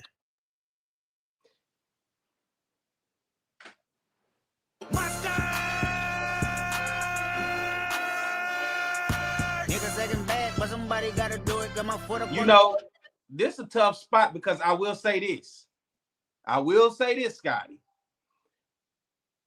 No doubt about it, Deshaun Jackson. But for me, if Berry wins this game and beats them, that's 2 years without losing a conference game. No. That's coach of the year shit. No. I get this. I get it. I get it. Because guess what? This ain't the same team. I'm just giving you a legit argument. It ain't no argument. Hey, bruh, Delaware State. Listen, my homeboy D called me yesterday. D from Ohio, he called me. He was like, Scotty, you know what's crazy about the Delaware State pick that you made? I said, what? He said, because if that shit would have went wrong, if it would have went left, and you said they were going to win 8 wins, you could never live it down. He said they would have that shit on repeat every year. Every year. Man, you remember what Scotty said? Delaware State was going to win 8 games. Man, can you believe? You remember? I didn't even think about it like that. I said, damn, that's crazy. He said, hey, he did say UAPB was going to give Prairie View a tough game last. I didn't know they was going to lose both their quarterbacks. I mean, what you want me to do with that? They lost both their quarterbacks. I mean, like, number 1 and 2. I'm like, goddamn, like, he's supposed to get killed. But come on, man. For what Deshaun Jackson has done to Delaware State, I don't give a damn if Berry win a freaking Celebration Bowl. That's coach of the year. It ain't even a question. I just think it's a hard one because, Chennis Berry, I mean, 2 years without losing the game, you coach of the year. No. Yeah. No. Yeah, and you can't. Let me say this. If he did, again, if he did it and Delaware State was not in the position that the fact that Delaware State's even in the position to win a freaking MEAC championship is coach of the year worthy. Anybody saying differently is just out there cotton picking mind. It's just for me, though. I'm out my cotton picking mind because I'm just saying Barry is in a position where it makes it. I'm just looking at a guy. If he wins this weekend, He goes, he ain't lost a game in the conference, period, since he been in the conference. 5 games, Perry, and 3 of them are ass. What are we talking about? You asking me about MEAC Coach of the Year? That's what we talking about. I'm just saying, I'm giving, if it wasn't like, if it would have been against Trey Oliver or somebody, and nothing to Trey Oliver, I'm just saying somebody had took a loss, I would have been like, no doubt. And it's still almost about a no doubt that is Deshaun Jackson, but I cannot negate what Chennis Berry is doing either, though, because remember, he came and took over a South Carolina State program that was struggling too. And since he's gotten there, they ain't lost the conference game. Are we really comparing the two of struggling? No, I'm just saying coach, not program. We ain't talking about program of the year. We're talking about coach of the year. Chennis Berry, rightfully so, has a seat at this table. We got to be legit about it. It don't take away nothing from what Deshaun doing. But Chennis, real talk, we can't diminish either because his team is in this position. It should not be who wins this weekend. That's not what coach of the year is. That's not even a thing. I'm talking about the chat. I'm responding to Smash in the chat. That shouldn't even be what it is. Oh, if he win this weekend, it don't gotta get the fact nobody expected Delaware State to be in this position. Y'all tripping. Yeah, you know what? Hold on. I'm fucking tripping. Hold on. Yeah. I'm fucking tripping. Look, because this is what I had them. Oh, come on, Perry. Yeah, I'm tripping. You see all them? I'm tripping. Yeah. What are we talking about? Yeah. There's only 16. How many teams in the MEAC? 6? 6. Last year, they was dead last in every defensive category. Everything, Perry. Offensively, yeah, they was dead last. Yeah, I'm tripping. But I just got love for Chennis Berry. I just think I at the end of the day, he still put together a team that looked damn good this year. And it could have went the opposite way. But I just didn't want to diminish that. But you're right. I had these folks going 1-11 and 0-5. The only win was to St. Francis that I had them winning. So you're right. And you probably had Chennis Berry winning the MEAC again. I got Chennis Berry winning the MEAC again. Yes, sir. So how was that even if you already had it placed in your mind? No, I'm saying now. This year coming in, I thought it was going to be North Carolina Central. Considering all they returned on the O-line, Chris Mosley stepping up, Walker Harris being the court. I thought it was going to be North Carolina Central. That's the most disappointing team. That got to be. That's by far got to be. Trey Oliver, Trey Oliver, what that team did not accomplish this year and getting beat by Dale State, which I picked. And getting beat by Dale State, which I picked. They're definitely the most disappointing team. And the surprise team goes back to who? Delaware State. Okay, thank you. Okay, thank you. Check, please. Listen, man. I want to shout out to my boy Morgan D from Ohio. He was like, he really let me sink in my greatness. Like, just if I would have been wrong about Delaware State, nobody would have cared. What? Nobody would have cared, Scotty. Every week somebody would be like, Scotty, I thought they were going to win. I thought they wouldn't. They just Perry, yes, they would. You know why? Because I like celebrity coaches. The celebrity coaches failing. You was rocking Vic shit though. You know, like, hey, you did a whole show with your folks. I wanted Vic to go to Norfolk. Yeah, I'm saying, but I like celebrity coaches. I'm always gonna ride the boat for celebrity coaches. Now, if nobody holding that against you, though, I don't think they would have held it against you. I think you would have been good because Delaware State already wasn't making no noise, so it wouldn't have been no noise to everybody. Would have just looked past it. It was Delaware. Nobody, bro. Let's be honest. Which really, to your point, who the fuck has been talking about Delaware State? Period. You ain't even gave a damn about Delaware State up until this year. Why? Because nobody cared. And I'm saying this to your point. Nobody cared about Delaware State. That's why people still barely care. Like, we still on the fence. It's like Delaware State. Oh, shit. I forgot that, they even got an HBCU in Delaware.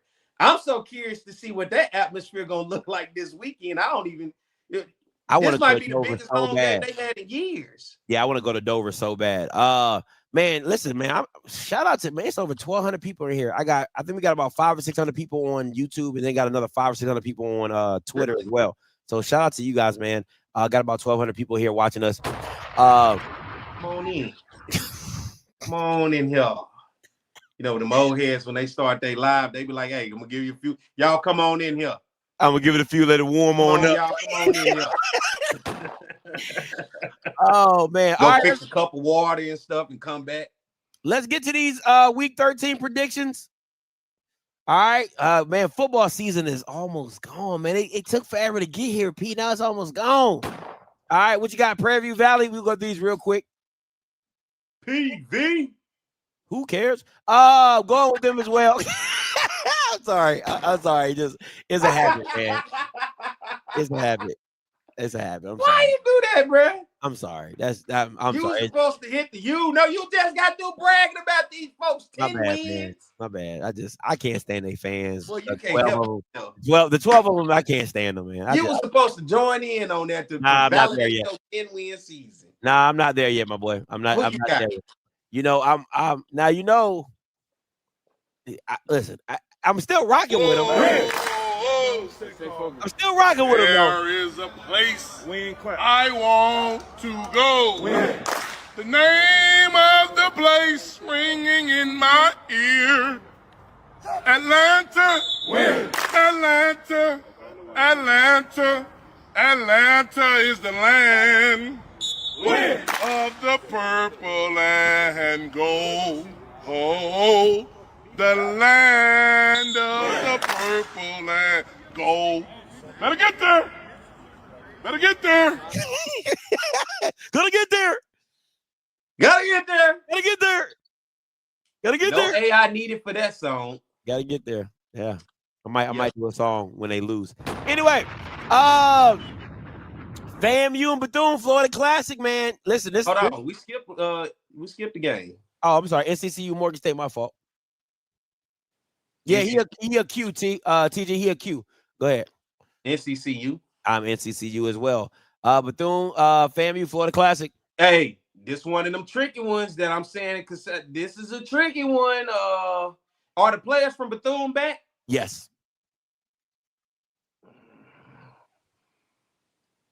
I'm gonna go Bethune-Cookman. I'm gonna go Bethune-Cookman as well. What? No. Jackson Who's State. supposed to go with your, Moving on. You just told Willie I changed up. So hey, listen. Moving on. Oh wait, I can't stand you. Jackson State is on board. This is another tricky one. I know people saying Alcorn can't play this. This is Jackson. I don't know, Scotty. I'm going Jackson State. I am going Jackson State as well. Because I don't want to have to come on here next week and what they say, well, damn.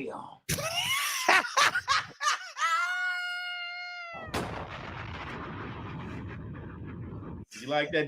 Did I hit that? That was good. That you sound all just I'm like missing is a cigar. Well, damn. You sound just like. Well, I'm going Jackson State. I'm going Jackson State as well. Man, you sound good. I'll go first since y'all think I'm picking after Perry. Texas Southern, Alabama A&M. I'm going Texas Southern. Where are you going, Perry? You going against boy? Listen, what's going on? You going against FAMU? You going against A&M? What is going on tonight? Where you going? Where you going? I'm going Texas Southern Tigers. They just beat our ass and came, so you know, hey, A&M ain't beat us in years. So if I'm gonna judge a game, I'm Texas Southern. Let's go. All right. I'll go first again. Alabama State. Yeah. Okay. Just want to make sure, you know. I'm going Norfolk against. I know you're not. I know you off that. I know you off that. This is your opportunity. I'm going Norfolk on this one. Howard, you better goddamn come through for me this weekend, boy.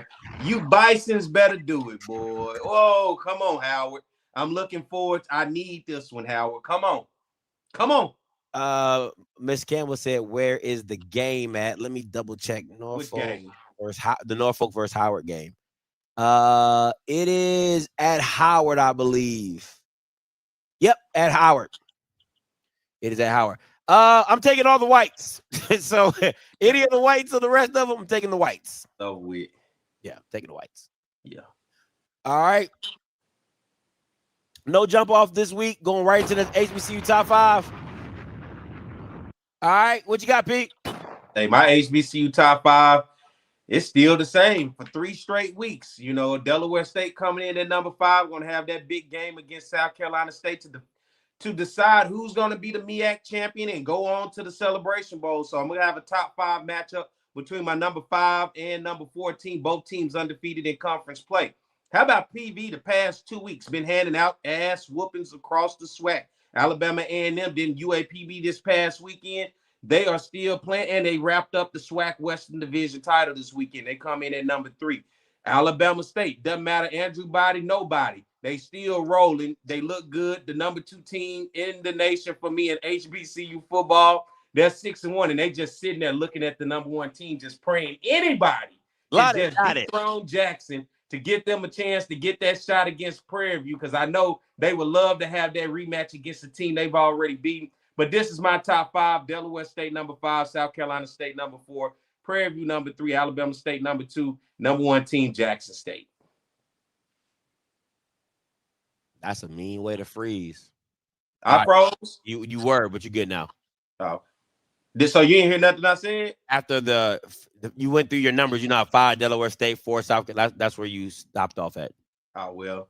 You like that Andrew Body, that nobody? Yeah, that was pretty clever. I like that. I like that. All right. My top 5. Listen, Prairie View's coming in last for me. Listen, bro, I don't give a damn who you've been whooping up on. The West is whack. Okay? like Whitney said, crack is whack. The West is whack. Let's just keep it in the buck. All right, South Carolina State's coming in at number 4 for me, undefeated. So my matchup, as Perry likes to do, I got number 3 and number 4 in the matchup for this weekend playing, and it's going to be a doozy. NCCU dropped off on my list last week. Jackson State at number 2, and that bad man, like you said, Andrew Body or nobody, Alabama State is still at the top of the rankings in this week's top 5 of HBCU. Love it. Absolutely love it. At this point, you don't give a damn who win the Celebration Bowl. If Alabama State win out, you're going to have them the Black College National Champion. Sounds about right. Yeah. That sounds about right. You're going to do the Central Florida thing to them. Sounds about right. Yeah. They're going to be your HBCU Black College National Champion. Sounds about right.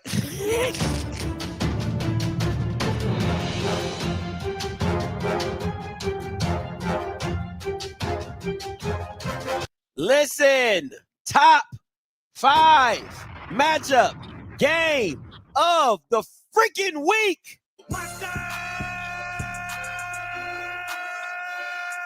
Let me make this very clear. Nobody, and I mean nobody, but this guy right here saw the potential that Delaware State had to be in this game right here. Because I remember when we was going through the schedule, Perry's like, Morgan, I said, we got that. Howard, we got that. Norfolk, we got that. It ain't nothing. How many times we going to keep going over this? I'm going to keep saying it because I'm a nasty. Because I done already showed you my receipts, but goddamn, what more do you want from me? What more do you want from me? All right, what's up, P? Go ahead, break it down. I mean, what's your pick? Man, look, this is a matchup we've been looking forward to, and it has worked itself out for a championship game atmosphere. I personally am going with Chennisberry and the South Carolina State Bulldogs, and I'll leave it at that. I like South Carolina State's defense, even though they gave up some plays, some stuff against North Carolina Central. I still like South Carolina State. What's your score? Ooh.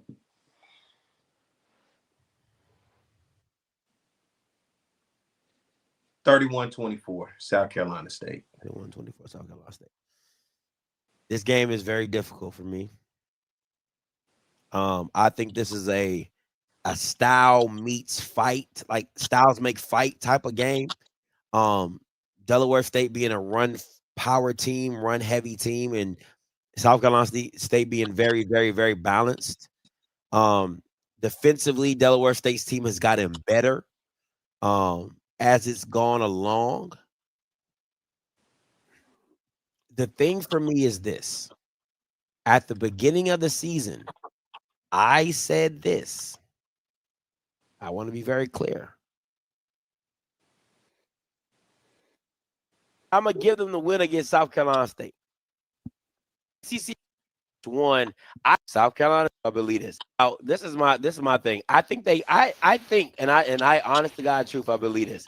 They're going to get one of the big dogs. That was my premise, that they were going to get one of the big dogs. It was either going to be NCCU or South Carolina State. I picked them beating South Carolina State because it was in Dover. It was at home. But they've already beat NCCU. So based off my premonition, I'm going to have to go in a different direction.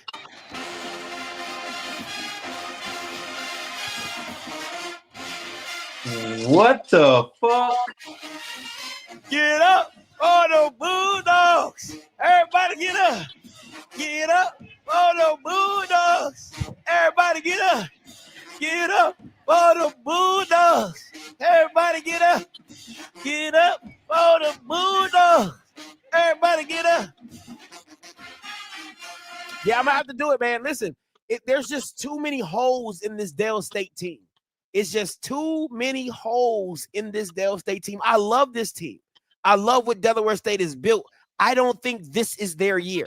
I said it from the beginning that they were going to, and I made sure I played that for y'all because I didn't want nobody to be like, oh, Scotty, you done flipped. No. I'm still on that. You done flipped. No, I didn't flip. I didn't flip. How did I flip? So you did still say they going to play. Yeah, I'm not. They lost to Howard 38-0 last year. I'm gonna go with L right there. Okay. Now this is my thing. I think I think, and I honest to God truth, I believe this. They're going to get one of the big dogs. They're going to either clip South Carolina State or they're going to clip the Eagles. I just don't know which one. The only reason I'm gonna go with I think they're going to clip South Carolina State is because it's at home. I think it's the only reason why. So I'm going to give them the NCCU L, but I'm going to give them the win against South Carolina State. As they said on the wire, if it's a lie, we fight on that lie. Shout out to Slim Charles. Boss, if it's a lie, we going to fight on it. We got to stand on that. You got to stand on that. You called out South Carolina State specifically. I can't do it. How come you can't? You said this you the busy bee all season. You got it on right now. How you gonna turn on them? They got this far. You might as well ride this motherfucker till the wheels fall off. I can't do it. You can do it. I can't. I just can't. You can do it. I can't. Our game is gonna come down to Norfolk and Howard. That's what it's gonna come down to. I can't pick. It's not even. Listen. So if they win, don't say shit next week about bragging about Delaware State. What? Because you jumped out. No, if you not gonna go all the way, don't say shit next week if they win that game. And then I said they was gonna win 10 games, and no, I'm setting some boundaries here. You either all the way or you cut this shit off right now. So which one? You either gonna go all the way. You done rode this goddamn far. Don't get off the horse now. So what you gonna do? You gonna barbecue a meal? Do you either go all the way or we done here with Delaware State moving forward? I don't want to hear nothing about my team in the Celebration Bowl and I told you what he said. I told y'all niggas. I told you. No sir. No sir. It's either all or nothing right here, Scott. You don't make it this far to a championship and then you gonna jump off the bandwagon? I didn't jump off the bandwagon. What is this? I'm just giving you my. I'm giving you what I said they were only going to get one, but they far exceeded all of that. This far exceeded. This is different. You flew in this far. Come on. Ride them all the way then. All I've been hearing is Delaware State this, Delaware State that. Delaware State. You even went to go watch these folks go play, and you ain't been giving a damn about nobody. We interviewed the offensive coordinator. Man, go and get them folks on your side, bro. Go ahead. Go on right. I'm trying just some loyalty shit right here. You been on with them this far, Scotty. I just got going on with them now. Going on. You either gonna win or you gonna lose with them. But if you gonna ride this far, go on ride it all the way. Going on. Come on. Shit. I can't believe you, dog.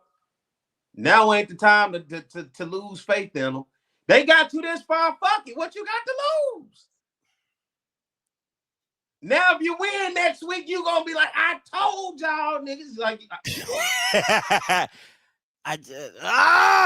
yeah. I'm holding you accountable because ain't no way I can let you go this whole season and these folks have the best season that I can't remember last time Delaware State was good. And then you're going to wait to the final game of the championship at home and then say, you know what, fuck them, I'm going to go with the other team. And you literally said in the video, you called out South Carolina State. You said if it was one, it would be against them. Oh, boy, come on. Now here's your championship to get them. Now you can run that video back all you want next week if you get the win. You can run the video back all you want after that, Scotty. Use a dirty monkey. You's a dirty dog. I swear to God. You supposed to be my guy. You supposed to be where I can't let you do me like that though, because if it was like if Southern was in this position, I got to the last. Oh, you would ride with him. You would ride with him. And if I went against it, you'd be like, no, dog. Yeah, you're right. I'll give you that one. Ain't no way. No, right. dog. You're right. That's fair. That's fair. Especially if I would have been on here saying, I told y'all niggas. I'll take it. I'll take him. I'll take him. I'll take him. And I'm willing to live with this if I lose this one. I'll take it. I'll take him. I'll take him. I can't let you Delaware State me to death.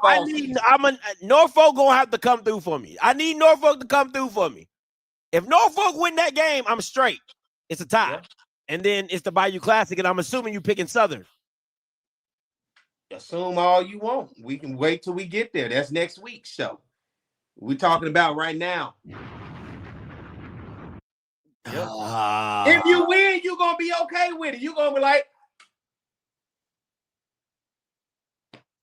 you're going to sound like a goddamn genius next week if you run that back and say, I think I got them picking if they going to beat South Carolina State. You're going to sound like I'm setting you up for the good shit. Oh, you're setting yourself up to slide into a back-to-back championship. You're going to sound like a goddamn genius next week. You're going to sound like the best personality in the business. I'm changing my pick. I'm changing my pick to Howard, and I'll live with this one. I'll live with this one. Yeah. I'm changing. Yeah. No. We changed the picks, right? We changed the picks, right? I'm gonna pick Howard, and I'm gonna ride with Dell State. However this game goes is however the season gonna go. That's how I rock with it. You full of shit tonight. I'm going with Howard. Take your Michael Vick and your goddamn I'm going with Howard. I'm going Take with your Howard. Celebrity coaches, and you gonna end the season with your celebrity coaches. Negative. I'm going with Howard, and I'm gonna ride with Dell State. End your season with your goddamn celebrity. That's what I'm doing. That's what I'm doing. That's how I'm moving.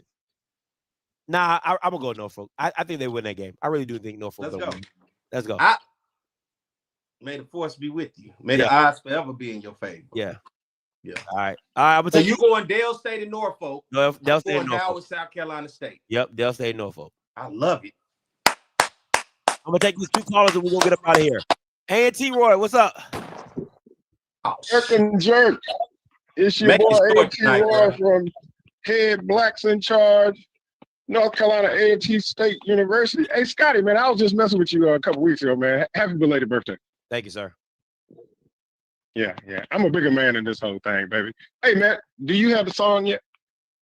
Oh no, I'm trying to change it to I'm gonna call it Average 60. That's what I'm gonna call it, because that's what people have been dropping on you lately. So I'm gonna call the song Average 60, something like that. I think that's what's hitting my spirit. You know what I'm saying? All right. Yeah, as long as it's hard hitting and upbeat, I'm good with it. All right, I got you. We need it. Yeah, I got you. You need it. Hey, man, when is y'all last show for this year? The Bayou Classic. After the Bayou Classic, you're gonna have a show after that. We might talk about some other stuff, but it won't be as frequent as it usually is. All right. Well, I want to come on here and take about 3 minutes to give y'all an autopsy on our team this year, and what I've been saying for the last 5 years about what we're missing. I mean, I would love for that to happen, but you ain't got no CAA podcast that talks about, I mean, come on, man. Like, y'all, you not even in this space no more. Y'all, hey, man, this black, this for black folks over here. Y'all ain't black. So wait a minute. Why do y'all talk about us every week then? We do not. We just, I just keep it pushing. We glaze over. You pick our games. You talk trash about us. You put us on top of the jump off list, which we need to be back up there again for sure. So yeah, ain't gonna take but 3 minutes, and I'll be done, and you'll see what I'm talking about. And once we fix that, it's all she wrote, baby. You haven't fixed it in the last 3 years, so now all of a sudden you're gonna fix it? No, it's been since we left the MEAC. We haven't done something that I was calling for us to do that hadn't happened yet. So do you think it's going to happen, or do you not think it's going to happen? You know what? I hope it's going to happen. We're going to see what Gibbs does. Matter of fact, he kind of mentioned it in his call today, in the media call today, but I ain't going to tell you exactly what that particular thing is. All right. At least not until the season is over with. Who be watching? Your season is over with, Roy. Your season is kaput. You ain't gonna win the last game. You ain't about to win nothing else for the rest. Your season is over. I don't want to say until all our games are done. That's what I'm saying. They are done. They're done now. Like you're not beating Elon or whatever white team you playing this week. You're not beating them. It is done. Hey, man, any given Saturday, baby, you never know. We don't. Any given Saturday, y'all gonna get put 60 on. We never know. You absolutely right. He's talking about an autopsy. You got to be dead to perform an autopsy. So it sound like A&T dead. Hey, well, our season is dead. We're not doing what we want to do, and that is make the playoffs and have an opportunity to go to the championship and win it. So you'll never see it. That football is in a vegetable state. Okay, yeah. Vegetable. Yeah, you'll never see it. Pull the plug. Your life support is over. All right. Well, hey, listen, I'm gonna call back every week because I don't want y'all saying I only call when we win and all that kind of stuff. I ain't like all them other folks. No, I respect it. No, that's why I always answer the phone call. I do respect the calls. I really do. Yep, I ain't scared like everybody else. All right, I ain't scared of you, motherfucker. You know, whatever. All right, then. All right, peace. Listen, I ain't taking all these callers. We already 3 hours over. I'm taking Smash and I'm getting up out of here. Callers? They starting to roll in. Yeah. What's up, Smash? Give everybody like a 2-minute limit. I think you should have followed your first mind on the pick, dog. I know I should have followed. You ain't got to tell me. I know I should have followed my first mind. You ain't got to tell me. I agree with Perry. You know what I'm saying? You roll with him this long, but you know that I think you know the better team is South Carolina State. So I think you're gonna take the L just for your pride, dog. Like what's going on, man? This ain't the Scotty I know. Well, if Norfolk wins, it's not an L. It's a tie. Okay, you roll the tie. No, actually, I would still be up one. Yeah, I would win. You need. Let's move on. No. Smash for the call. If Norfolk wins, I'm still up one, right? So if Howard wins and South Carolina State wins, then yeah, Perry takes the lead, and essentially is 2 games left, Tuskegee and Alabama State and Grambling and Southern, right? So if Norfolk wins, I'm good. I'm Okay, good. last thing. I see if people ain't talking about it. What y'all think if Alcorn upset Jackson? Oh man, I listen. I That's think gonna if you fuck up my picks. That's what it's man gonna do. listen, woo-wee. They Oh, listen. Bama State going to the championship. Yes, they would. Yes, they would. All they gotta do is play Tuskegee. Ooh, shit. It's a done deal. Man, oh yeah, it is possible. You know, it's a rivalry game. You know what I'm saying? I'm gonna be that. You know what I'm saying? But I ain't realize it'll be that much on the line. Shit, I mean, the Grambling can put it all. I think Alcorn got a little fire with them. They don't got nothing to lose. It's one of them all 11 cops on the game for them. You know what I'm saying? Facts. So, all right, go. Appreciate it, Smash. Hey, talk to the people that just give them 2 minutes. 2 minutes. 2 minutes. You on and you off. Give them 2 minutes. Everybody got 2 minutes. Huh? I said everybody got 2 minutes. Starting now. Mr. Sergeant. All right. No Diddy. I'll be in quick and out. Where is the game being played between the Hornets and the Bulldogs? In Dover, in Delaware. Okay. All right. Just wanted to know. All right. So first of all, Scotty, great show. Fantastic show. Also, I just want to say that it just reminded me of why I miss Willie Simmons so much. And I think, you know what? He's going to be a fantastic AD one day. I don't know if that's what he wants to do, but can you imagine if he's an AD anywhere? It'd be great if he's at FAMU, but just anywhere, it'd just be fantastic. That really, brother, that's all I had to say. I don't have anything else. Perry, all I got to say to you, brother, is pass the Cavassier. It's going to be a tough weekend this weekend for everybody. Peace. Peace. Oh man, D from Ohio coming to you. Yeah, I wasn't gonna call in, man, but I had to say it. Mr. Sargent kind of said what I wanted to say. I just wanted to congratulate you, brothers, on a great interview with Coach Simmons tonight, man. Like, and for him to show the love that he showed to y'all, and he hasn't forgotten about HBCUs. I hope the ADs and coaches was listening. Scott, you said Cats was texting you, so hopefully others besides the ones that text you were listening. If they wasn't, hopefully people will send this to them. He's giving you guys free game. He's giving you a blueprint of how to make yourself and your program successful. And for him to take time out of his busy schedule when he's still coaching his team, you know, fighting for bowl positions and things of that, salute to Willie Simmons. Like, we get mad when coaches leave and make that promotion and make that jump, but we got to give people like Willie credit for coming back and not forgetting, like my dad said, never forget where you came from. That's good. And Willie Simmons hasn't done that. So salute to that brother, not forgetting about Scotty, people that you know, like Scotty, who gave him props and, you know, put his name out there to people that never knew who he was. Like, to me, that goes a long way in life. So salute to Willie, and great interview by you two brothers tonight, man. Hopefully people will share that, and we'll see y'all next week. Hey, appreciate that, man. Real talk. Thank you so much, D. And I'm glad he brought that up, because one thing that really touched me about the interview was him talking about the atmosphere. He's like, I ain't had an atmosphere like that since I've been to this level. Like, again, and you talked about it with the Southern job. You was like, where you gonna have 20,000 people come out and just check you out, or 30 and 60,000 at the Bayou Classic, and all this? And you take it for granted. I don't say take it for granted, but when you start going to these other spots and other places, and they ain't got nowhere near the fan engagement that you think, because everybody cares about the big dogs and the little dogs get overlooked. You know, it's real dry in that stadium when you winning, but you look up and it's seats empty. You hear the band playing YMCA.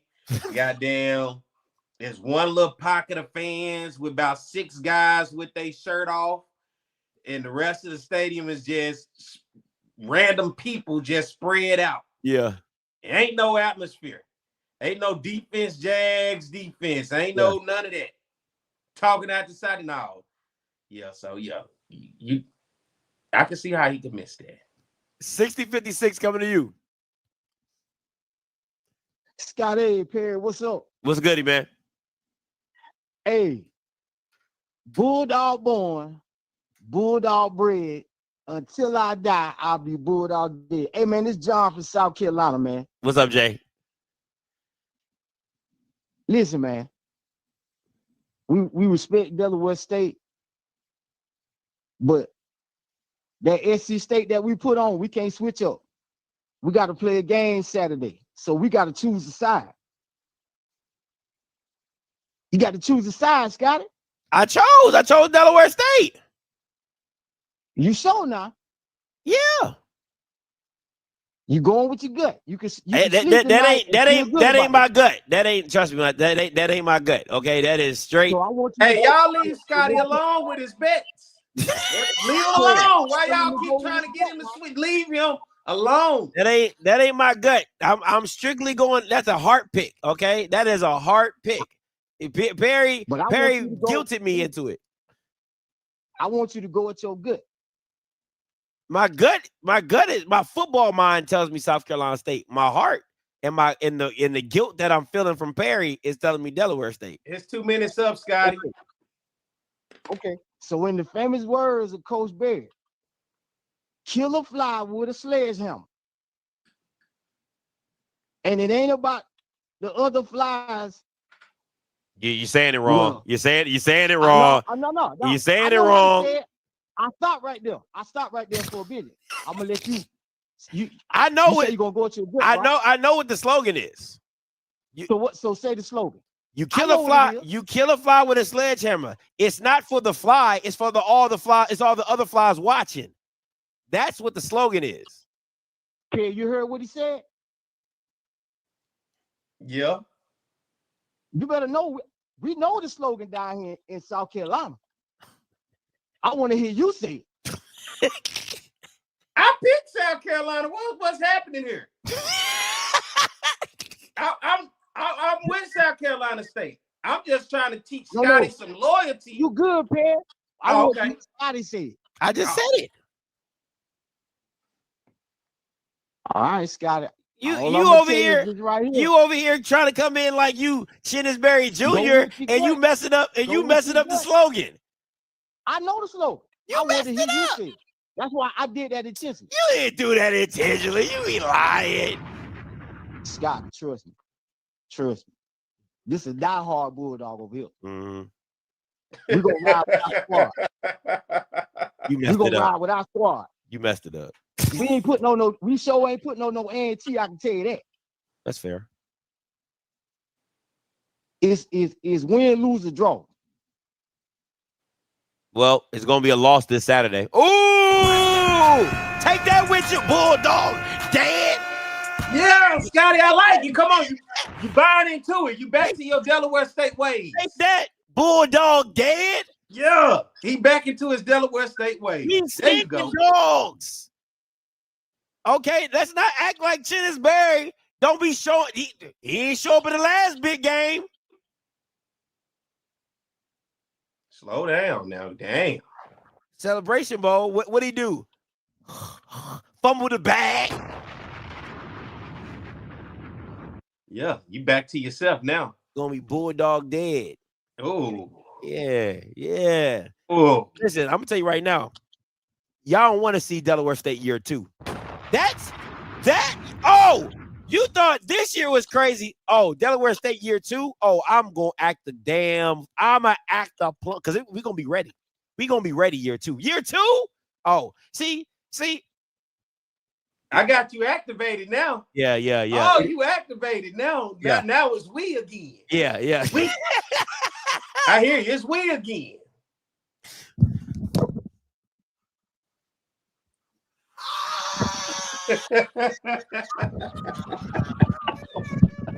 I'm doubling up, baby. Hey, you what the young folks say? You done crashed out. Yeah. All right. So it's all I know. It's all I know is Delaware State. I'm sorry. He was like, oh man. I like it. I like it. This is why I'm saying if you're gonna ride it all the way, you might as well ride all the way. Let's go, Norfolk. I need y'all to come through. All right, Perry. All the callers are done. Let them know where they can find you. Every Saturday, the Jaguar Journal 107.3 FM in the Baton Rouge capital city area, as well as the Jaguar Journal across Apple Podcasts, Spotify, TikTok, X, Instagram, and Facebook. Subscribe to the Jaguar Journal YouTube channel every Saturday morning, 7 a.m. to 9 a.m., as well as on the Yard Network. You can find that across all social media, X, Instagram, Facebook, as well as YouTube. Subscribe to the On the Yard Network YouTube channel, and right here on Mondays, because I'm trying to dethrone what. Oh, we got to play my video. What a video is. Yeah, I got you. About to get out of here and forgot.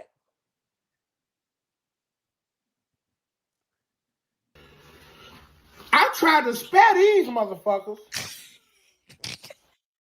10. I tried to spare these motherfuckers. 1 and 10. LSU win. We finna mosey on down the street to this shit.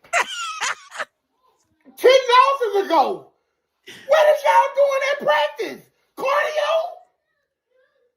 Come on, man. Y'all don't know how to do shit back there across that hump, but get pretty on Pretty Wednesday, eat crawfish, and pop fucking jiggelators. It's sad now. This is horrible. Who's the coach? Let me get the fucking spot. What y'all doing?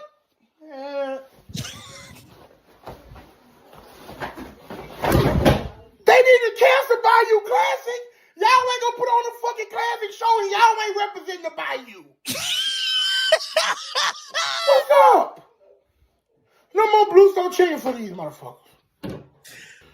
No, what is jiggelators? What is that? That's popping pills. He said jiggulator. Yeah, that's what they call them jiggers, the pill poppers. Oh man. Hey, that's the Southern fan base right there. Yeah. That wasn't that just you 2 weeks ago? I was hot. I learned my lesson. I tried to warn you. Play it one more time. That shit funny though, boy. Wait, we was going mosey all day. Hey, play it one more time, Scotty. Come on. That's ain't funny as that. I tried to spare these motherfuckers. 1 and 10. LSU win. We finna mosey on down the street to this shit. 10 losses ago. What is y'all doing at practice? Cardio? Come on, man. Y'all don't know how to do shit back there across that hump, but get pretty on Pretty Wednesday, eat crawfish, and pop fucking jiggelators. This sad now. This is horrible. Who's the coach? Let me get the fucking spot. What y'all doing?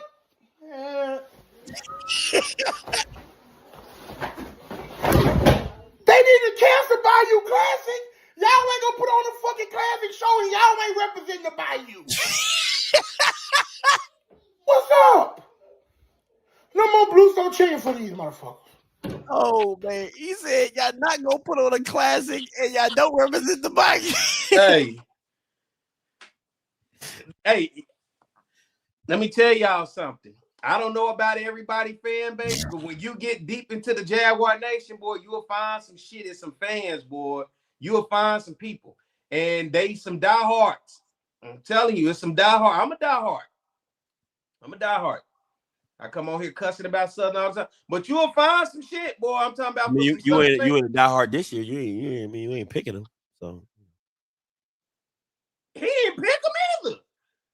Shit, you see, he didn't threw his shit off. I still got mine on. He threw that shit off and had on LSU. He done with them. I ain't done with them. Can't win with them. Can't. I'm a Arkansas Razorback fan too. I know what heartbreak and defeat feels like. My whole life is what it's been. You know, aside from Darren McFadden, my whole life. But I'm just saying, boy, hey. And we passionate about our shit. Hey, we passionate about our team. That's why I be on UAPB. Who at UAPB making that video after getting whooped by 50? Nobody. Right. Nobody doing it for NCAT getting beat by 60. Right. Well, hey, we passionate about what it is. We care. The rest of y'all just okay with whatever they out there giving y'all. So, yeah. That shit there is hilarious.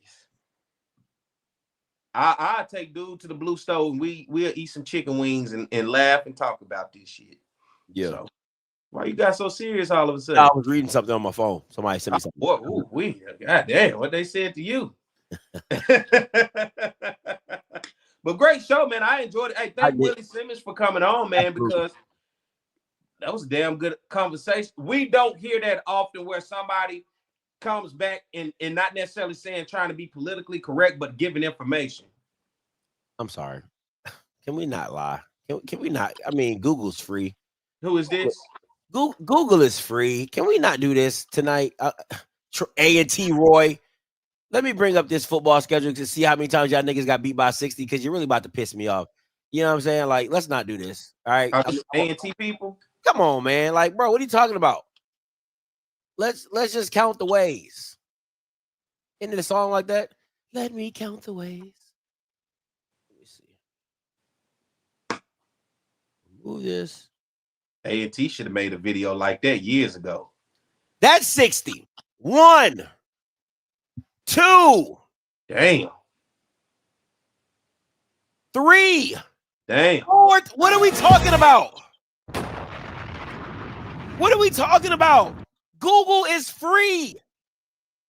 63. 62. 62. 68. Damn. Come on, man. What are we doing? Stop it. Stop it. Boy, they probably should be number one.